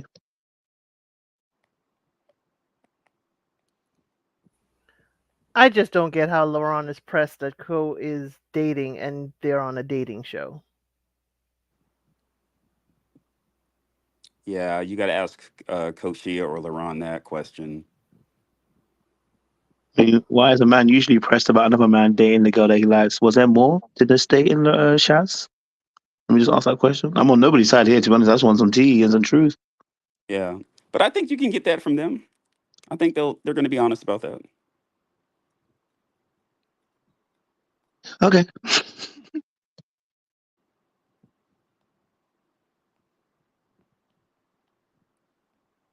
think the problem is like we're kind of handicapped when we're trying to figure out information. I think this season in particular, we're getting a lot of this stuff happen off camera. You don't know this and that. And maybe that's true because Tommy even highlighted, he said, you guys out of almost all the seasons really went rogue with how much stuff was happening off of the camera, right? Mm-hmm. So I'm not saying you're lying about that. I'm just saying I think the reaction to you guys this season is a little different than some of the ones in the past because so much was happening that we didn't see. Mm-hmm. And then it's playing, then the repercussions are playing off on camera and it's confusing. No, I think that's completely fair. It's just that I didn't like when different casts were talking about me. Let me speak for myself. So I just don't want to speak for Luron or Koshia's situation, if that's makes sense. Oh no, I don't think you should. I think that's the correct thing not to do. I was just speaking in general about how you were saying about how many people, we just don't know, or things were played out, or even like with this Kojo White Knight situation, that may not be an off-camera thing, but from what it was, how that scene went, we didn't see anything from Vanessa, anything about you. We Yeah, just you see didn't. you Yeah. trying to just save that situation, and it did come off. It did come off that way, and I can tell you why it came off that way even more. Mm-hmm. I was actually, during the time when Kojo said that, a big defender of you. I said, oh, I don't think that was a white knight thing. I felt like he was just trying to hold another man accountable, which is what we ask men to do. That's actually what I said back then. But I think the disconnect and why it looks even more like a white knight now is because of some of the things we've seen you do after that scene, including the petrified rose to Vanessa. You're saying that wasn't that bad, Chaz. That was pretty darn bad. And to me, that was disappointing. It was really disappointing. When I speak on it, it may make more sense. You may be open to my interpretation of it, or you may not be. But I don't see what was so bad about it. It was malicious. It really wasn't. You guys are adding emotion behind that, and there was no emotion behind it. It was Gave like a lady literally a dead rose and said that the relationship is as dead as the rose. That's not what I said. That's not what I said. What you said was probably worse than that, actually. But what did you say? I have the recording. I can go back and get it, but it was something to the effect of it's like symbolic, or it symbolizes our relationship. This connection is dead, I think is what I said. Right. I think if you had a daughter or something, you wouldn't want her to be embarrassed like that on TV. Because even if that was not your intent, that was embarrassing. Okay. I mean, it looked like you were trying to embarrass her. I'm not going to put your intentions there, but that's what it looked like. And I think that if Vanessa was everything that you're saying that she is, which again, I'm not contradicting, I wish you would have went about it with more grace and just walked away. The same way you're not going to opine on other people's situations, the same way you seem like you know how to carry yourself through these jobs and these. I mean, if you see a lady is a narc or something's wrong with her or you don't like the way she's moving, I would have wished you just would have moved on with grace, personally. And I think hindsight, it makes the situation with you trying to counsel Luron look a little fake. Okay. That's all I'm saying. Mm-hmm. Because Luron needs a lot of counsel, even to this day. The way he's carried himself with this Maya situation and not taking down pictures. If you're cool with Luron, I hope you told him that the way he's carrying on is not good. I hope so. I have. You have to confirm. Yeah, but yeah. And So he took the pictures down. It took him a long time, though. Okay, you just said he wouldn't take them down. He did take them down. Eventually. Hey, why aren't you guys on video? I said I look like Don King. That's what I said. I said that before you came up here. I said you could come on off camera. We're not on camera. Oh. No, I don't mind it. I'm at the supermarket. Oh, okay. And Kojo's somewhere. I don't know. Yeah, but I do have an explanation of why I displayed the petrified rose, and I'm gonna speak on it at a I hope sometime this week coming up. Why do you feel the need to sue? Why you need to feel the need to sue the coach lady? I mean, she seems a little touched herself, but Oh, she's touched. the coach lady is definitely a little touched. But why do you want to take it there to sue her? It's what she said. Okay. I'm going to hold her accountable for what she said, and I'm going to ask her to prove it in court.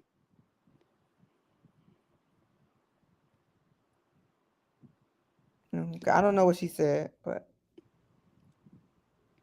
yeah, Tina said drop the lawsuit and move on. There's damages. What damages, Chaz? Nobody's watching that YouTube channel.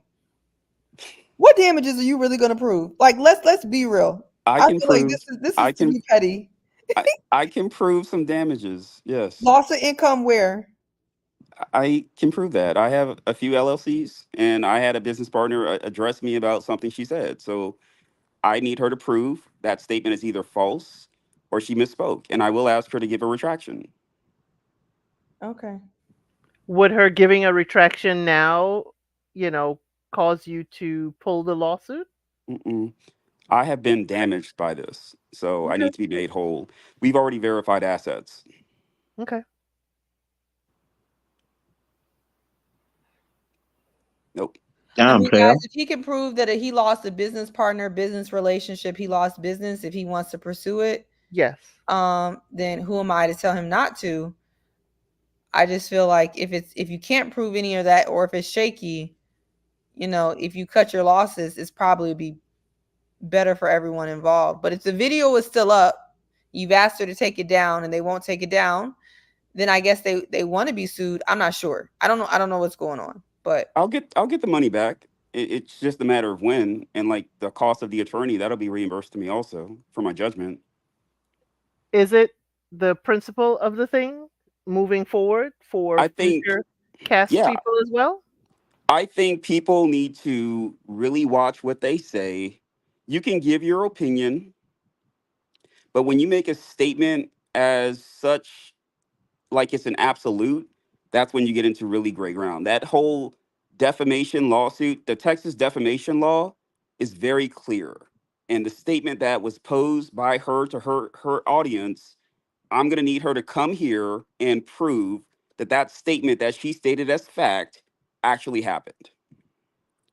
Bring the witnesses, bring the victims. I need her to explain that.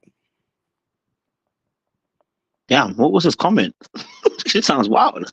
It's really my attorney's habit. I don't want to. Okay, fair enough. That's yeah, fine. I don't. No, but it beef. is a legitimate comment that was made. You heard it? I feel like I was there that one day that she made a comment. I feel like very damning comment. Was it wild, Jay?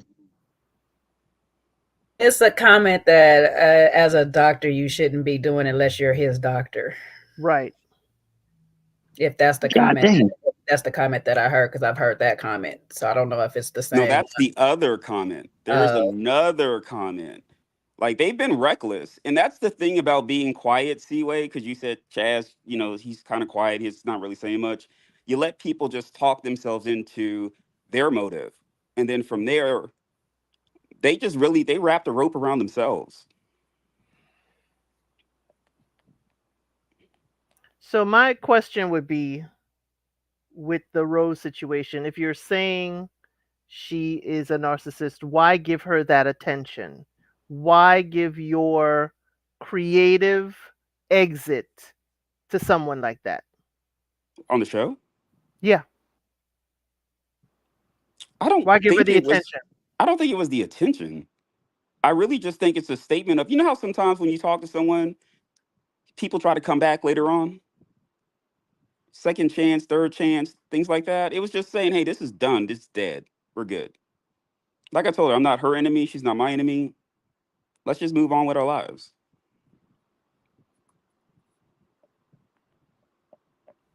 I guess because I handle things differently, I would just ignore the person until they wither away, is why I'm asking, why give them attention at all? Why give a moment, a possible moment, to that person? Fair enough.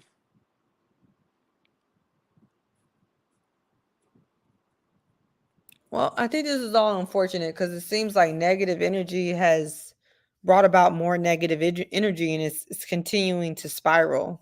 Hold on now. You guys preach all the time about accountability. This is accountability. Oh no, I'm not. It is right. I'm not telling Yeah. you that you can't hold people accountable.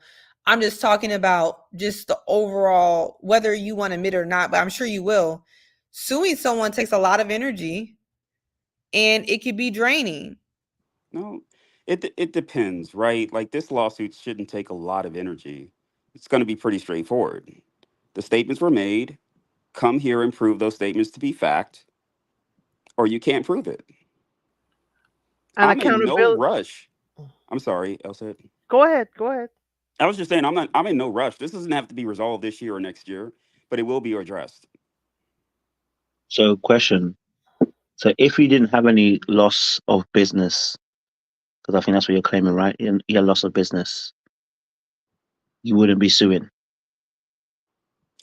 I would have definitely sought the retraction and the correction of those statements.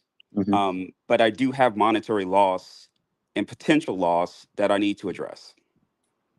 I worked very hard for my reputation, and I have 3 patents that I draw income from. So statements like that are very reckless. Fair enough. I don't know what the statements are.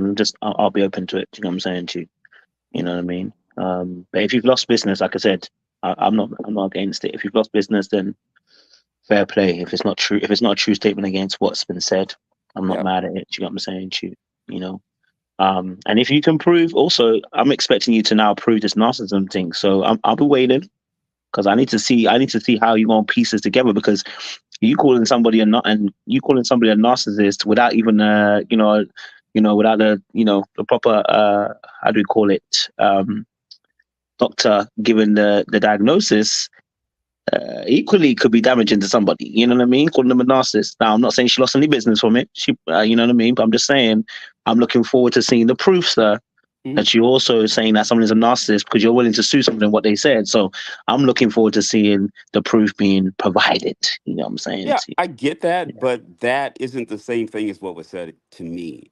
And I agree. when you bring something to the court, it has to meet the legal definition, and you have to demonstrate actual losses and damages. I can do both.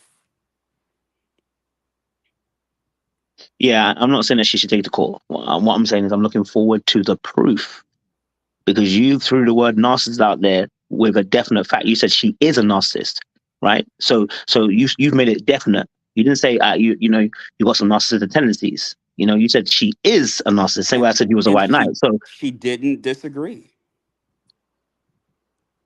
Okay. The things they said about me, I disagree with. We will see each other soon, and we'll deal with that. But she did not disagree. So we do talk about accountability, and there are different levels. So I'm guessing that since you have suffered loss is why you wish the accountability to be so high. Well, one, I want to be clear. The focus is going to be on the coach. The coach made these statements. The statements that she's made, I'm not really so pressed about that. But I think when you couple her statements with the coach's statements, they're pretty damning.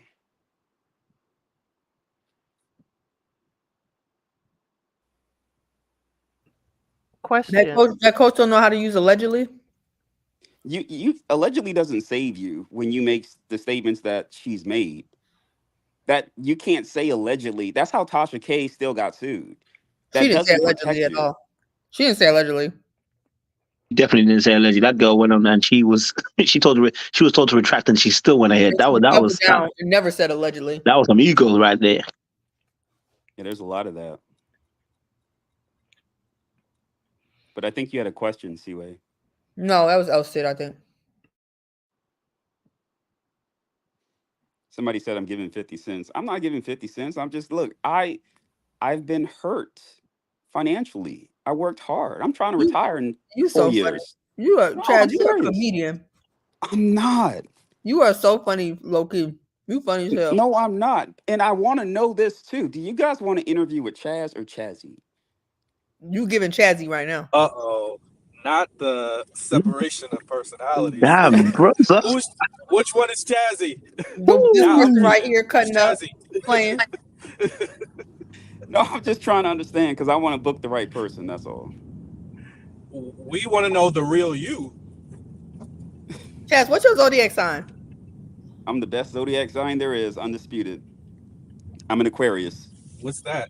Damn. Oh God. Oh, hell. See, that's why. You know what? That makes a lot of sense. What is your girl? What is hers? She is a Scorpio. Fiance. I said girl. I didn't. Wait, I missed. What's his? What's yours, Chaz? Aquarius. An Aquarius. Like my husband. That's why I can deal with they That is wild.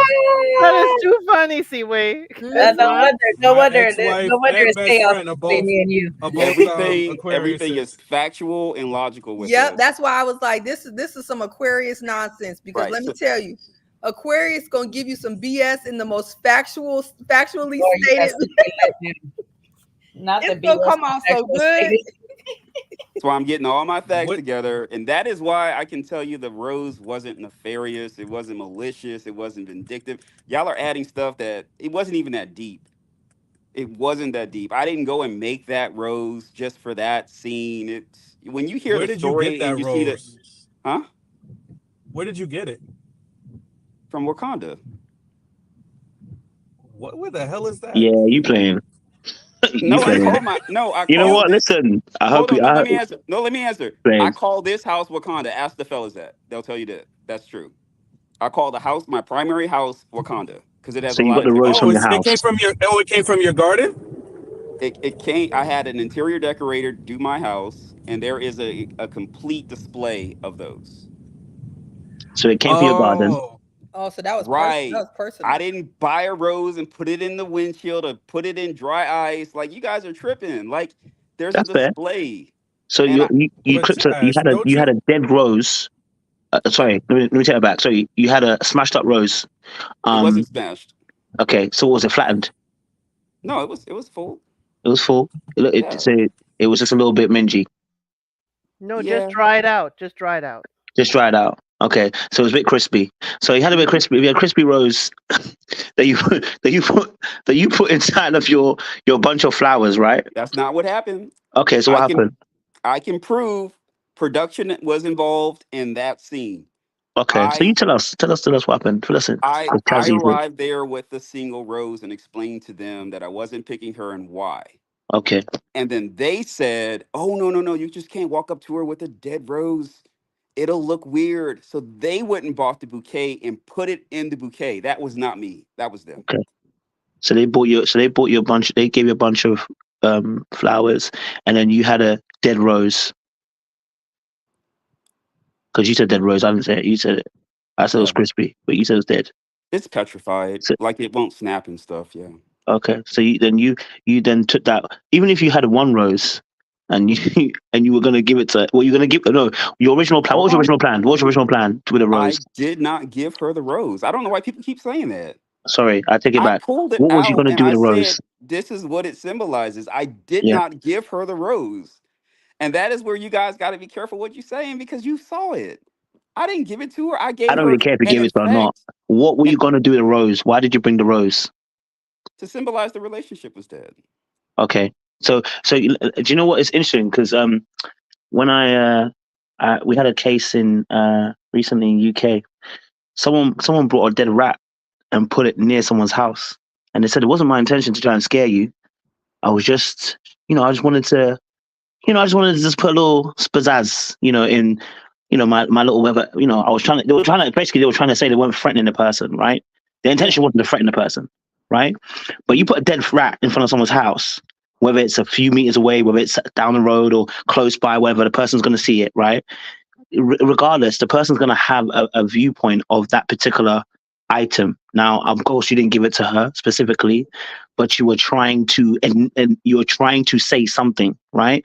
So I think what people are trying to tell you is that it's petty. It's petty. You know what I'm saying? But you're saying it's poetic, and I'm saying to you, I'm saying to you that people are receiving it as being kind of petty in a way. And What I'm saying to you. that's a fair assessment if that's their assessment. You know what I'm saying? Like everyone, we Yeah. don't look at the world through the same lens. And if people feel that that's petty, then it's, I can't argue with that. And I'm not going to try to. All I can do is say what I intended to do. And that's what I intended to do. The difference in the story that you just shared, though, is I didn't give her. I didn't place it at her house. Didn't put it on her car. I pulled it out and said what it represented. But I can see how production would get involved because you showing up with that single rose would already give her an indication of what your decision is. That's what they said. That's what they said. So I can see that. So whoever decided to put it in the midst of the bouquet, at least it would give them some kind of emotion from her that there wasn't an expectation of it coming to an end. I guess, but I told them and I explained to them that I wasn't picking her and they were shocked. So they knew I was not going to pick her. And they had the raw footage. Well, they weren't filming in my car. We had this discussion in my car when I pulled up. And when you pull up to a scene, you typically have to wait in your car until they're ready for your scene and for filming. So I was in my car. The executive producer came in my car. The two segment producers came in, and a co-executive producer came in my car. We all talked, and I explained to them that I wasn't picking her.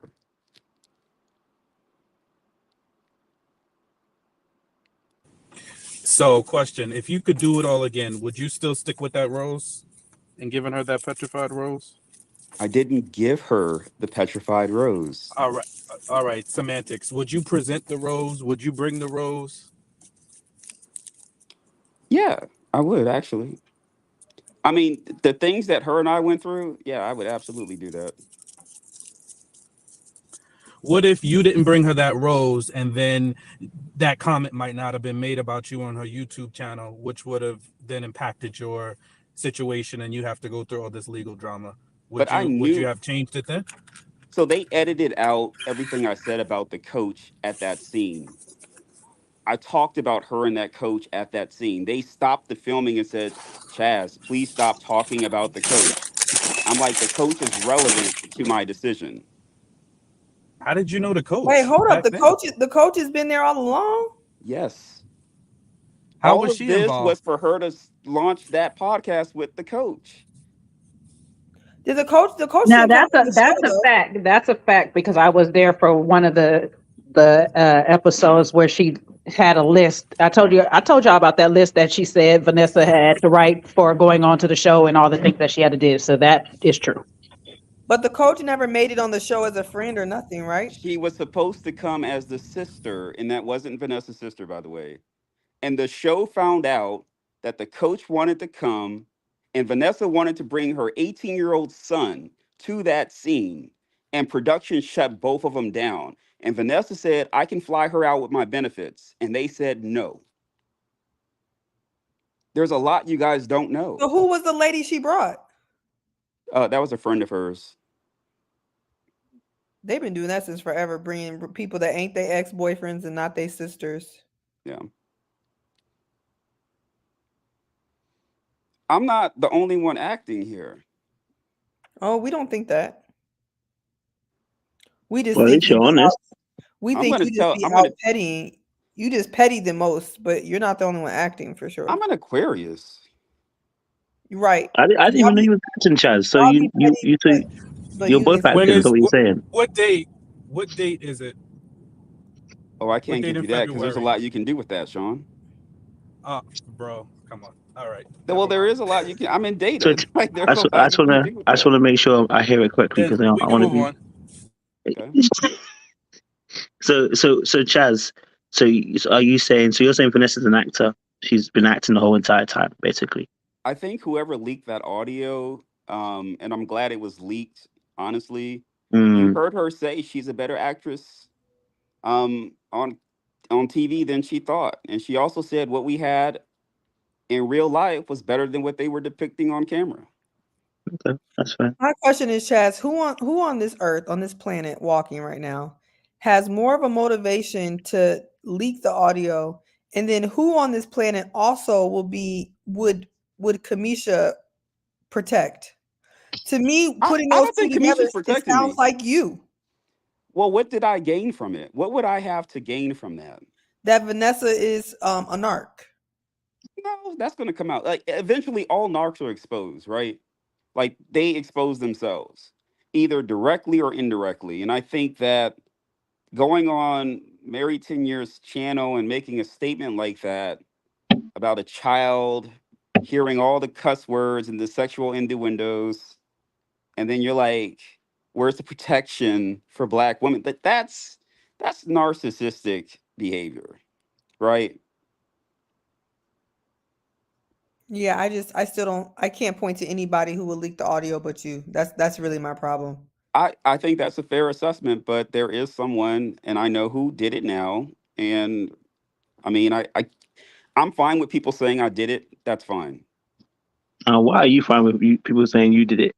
You got to be fine with some people's opinions of you. Like if you find yourself trying to change everyone's mind and have them reassess what they think or how they perceive you, you will die an early death. This I is know, the queries about you though right now, because this is not an opinion that is not yeah, changed. My opinion can be changed if you would say you don't even have to give the name, just give some type of understanding as to why there's a person who would leak the audio other than you, and why the same person would be somebody Kamisha would protect. Like even with and how they got it. I don't think Tanisha's protecting anybody. It seems like it. No, I mean I've heard from a few bloggers that spoke with me offline. Kamisha was just one of them. That what? Hmm? Wait, that what? Sorry, that what? Spoke to me offline. Oh, okay. Sorry, yeah. Yeah, they reached out to me and wanted to have a conversation about some stuff. Mm-hmm. So I spoke to 3 bloggers. Mm. And in the so I think so I hear you on the opinion part, right? Like I think I'm agreeing with Seaway that part. You know what I mean? If this was an opinion, like me saying white knight is an opinion, right? That's you don't have to change that, right? But in this situation with the hacking, my brother, this ain't an opinion. This is kind of like that's accusation. You know what I mean? Which so in that sense, I'm wondering why you're so laid back about it. But I guess obviously because Vanessa's been exposed, so really and truly it doesn't really matter. You don't really need to have the motivation to change that, because in the end, you've been benefited. I don't think I benefited from it. No, like what did I gain? You don't think you benefited at all? How? I'm not selling a product. I don't have a channel. I'm not publicly speaking everywhere. What did I have to gain from that? So it's not a personal gain in terms of any profitability. It is warfare, and in warfare, your enemy has been exposed. That's the benefit. The benefit isn't that you're financially gaining here. You're gaining in warfare, and in warfare, right? Your opponent, unfortunately, has been shown to be an actor like you. And this is your words, by the way. A minute ago, you said, "I'm not the only one acting." So the other person also has been exposed now as an actor as well. So that's the benefit. Well, I guess if you look at it that way, I can't disagree with that. I mean, all I can do is like eventually interview with people and just tell my story and tell it truthfully. That's all I can do. That's fair. Can I ask you a question since you're here? Sure. So you said obviously she's not the only actor, which would then obviously make me go on suffice, because you said obviously you were kind of alluding to the fact that you also an actor as well. Do you care to clarify that up? So were you acting while I was on the show? Yes. Good. I like that. He already admitted it, if I'm guessing correctly, when you said production made you go to Patrice. Yeah. I mean, if you think about my behavior on the season, I did everything in the open, texted all the ladies in the open, didn't call the ladies back, didn't text them back. They wanted more communication. That That's part I not agree real with. life dating. In real life, if you don't pursue a woman, if you don't show that kind of interest, she moves on. I agree that. So all of this was just staged. It wasn't real life. You don't like the type of guy that I am. When I'm pursuing a woman, I am going out my way to like plan dates, buy gifts, like really just pursue her. I Mm, didn't have to do any of that. okay. So my question is, with to that point, did you fall into acting, or did you originally try to pursue women the way you normally would in real life? Like, which one was it?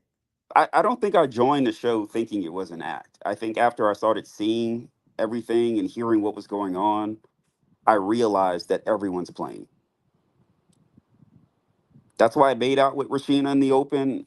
I didn't do anything secretly. At that point, I'm just having fun, self-sabotaging because I already know what this is. But Rashina seemed actually affected by it. She didn't seem like she was acting.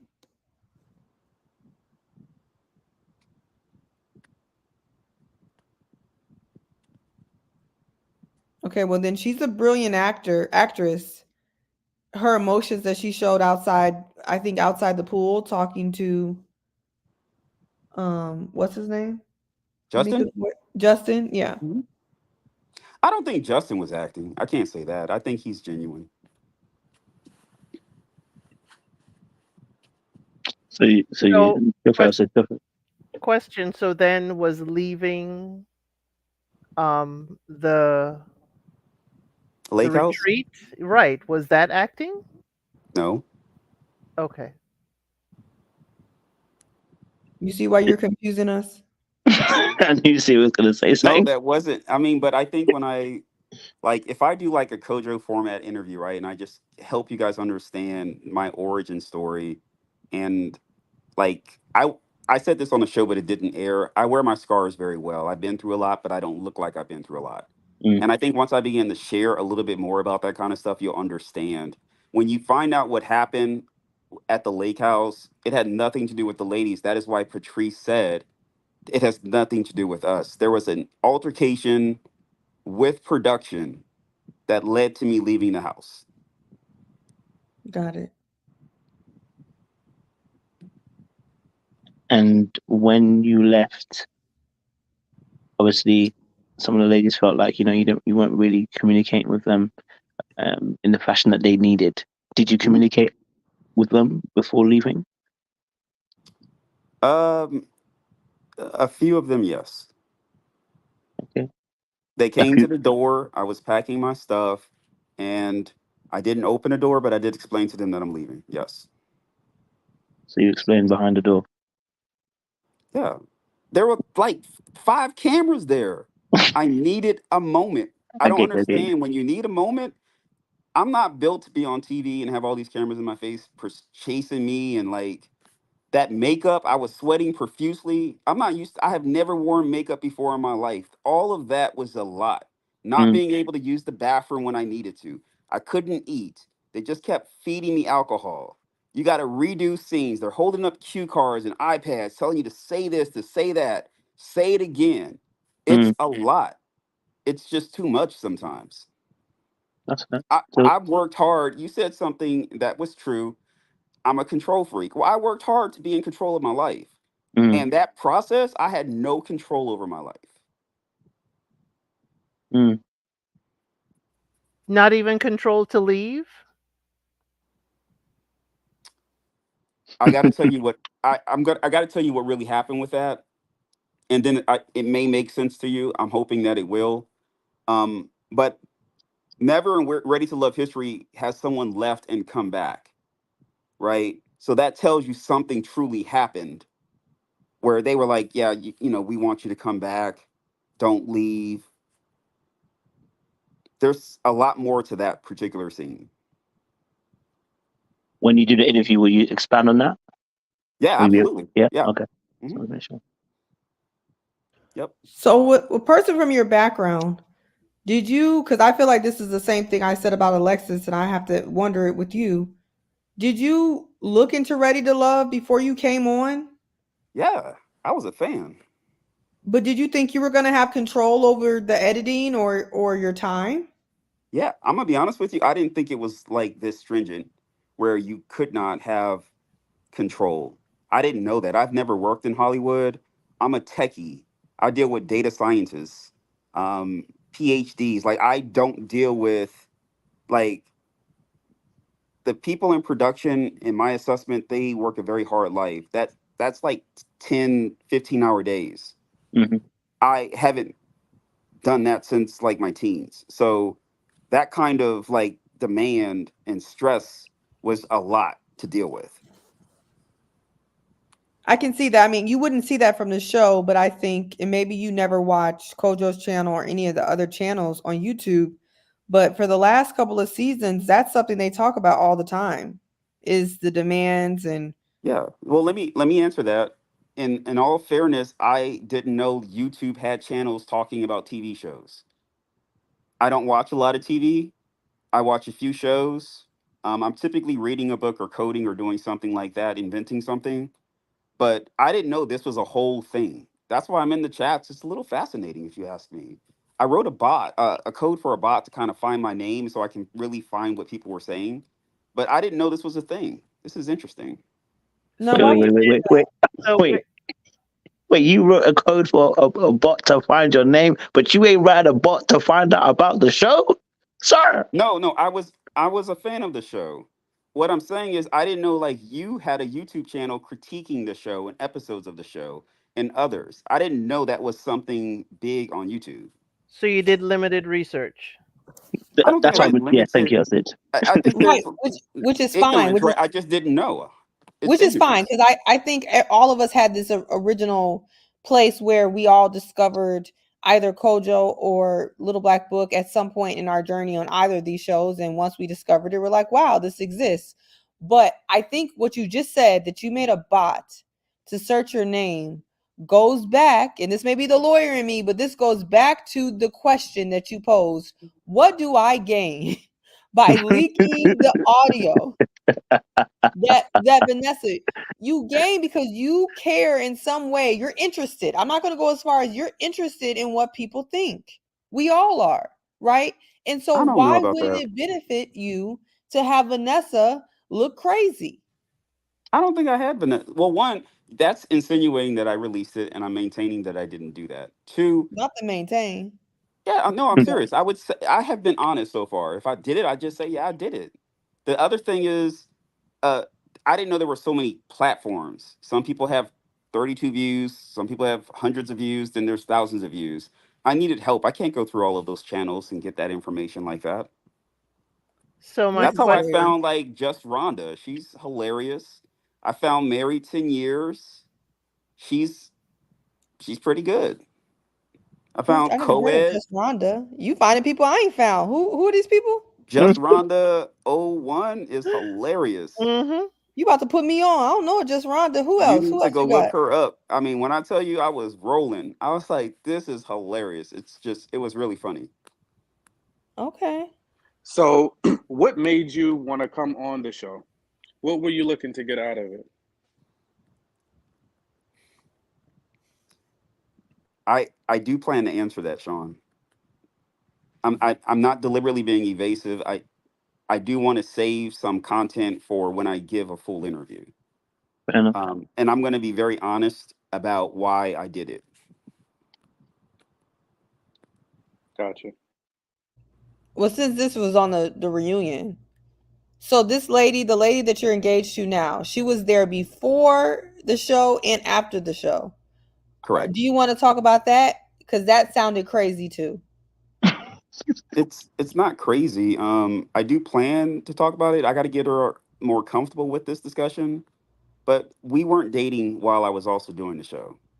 That's not true. She wasn't your 11th connection. I was about to say, who's 11? Because it seemed like a Freudian slip. Okay, well, I'm going to say I can't say she wasn't in that count. I can't say that because she was. And What do you mean by that? Just to clarify, I want to make sure I don't what I understand. mean by that is like you saw at the end of the reunion that a lot of the contestants or the cast were still dating each other. Mm-hmm. I had other viable options that were better for me and my lifestyle, and she was a better option for me. Is there? I'm Is there? assuming that you treat. Oh, go ahead. So hold on. So you started dating her during the process? We took a pause.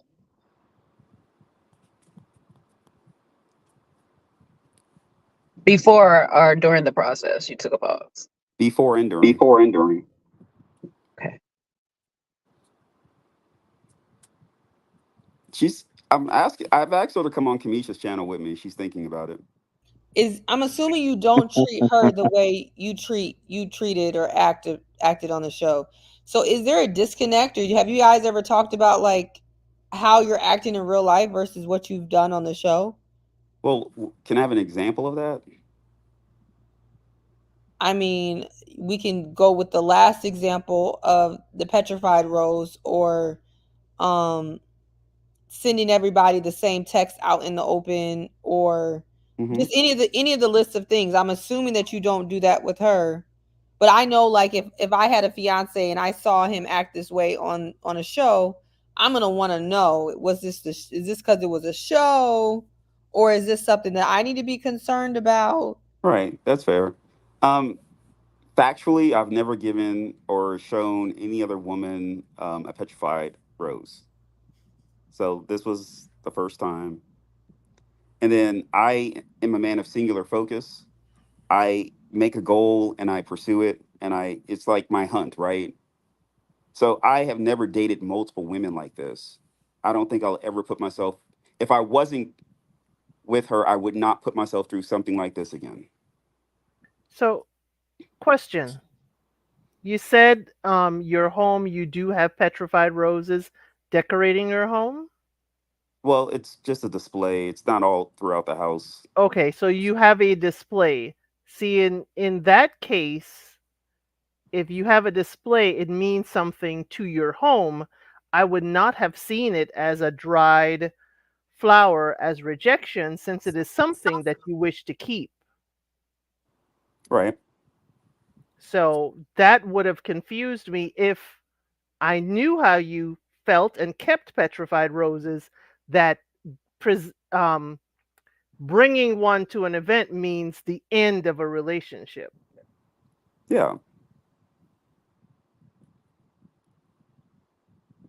I'm trying to pull up the picture. Okay. As he pulls up the picture, I want to say thank you for coming up, Chaz. I appreciate you very much for doing this. I'm gonna have Elsie close out, but I'm gonna keep the live going right now. But once y'all ready to go, I'm gonna have her close out for me. Okay. Appreciate you. I'm still listening though. Okay. I got you. Can you see this?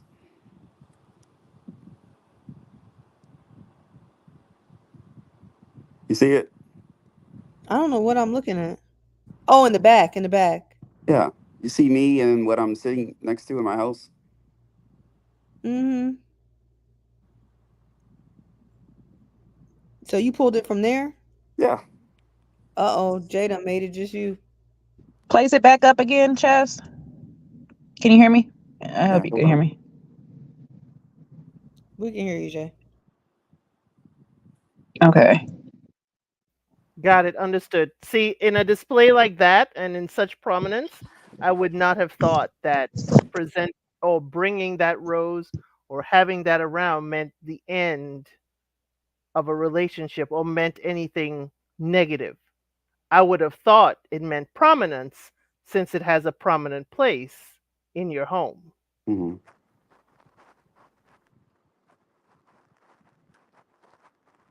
No, that example, what I said was factual. It meant the end. I'm just saying how it looked to me and how you've presented that it shows in your life. That's all. Yeah. But we got to do this again. I won't hold you guys. I know it's late. And I will give some interviews. So hopefully You I can. definitely have to interview with Kojo, because there's a lot of people who I really do not give a rat's behind about their backstory at all. But you, sir, I would be locked in from the beginning. I need to figure out how we got here. Your backstory, I think, is very interesting, and it probably will explain a lot of things, and maybe it will help people understand you. I think I don't, but you know, an Aquarius never wants to be understood. I know, but I think it would be cool though. Maybe you try something different. I think what Seaway is saying is we would like you, if you can, interview with Kojo. Not that you have to, but we're hoping that the Aquarius wind blows in that direction. If not, you know, I'm sure Jay is certainly open. We do appreciate you coming on tonight. You know, it was impromptu.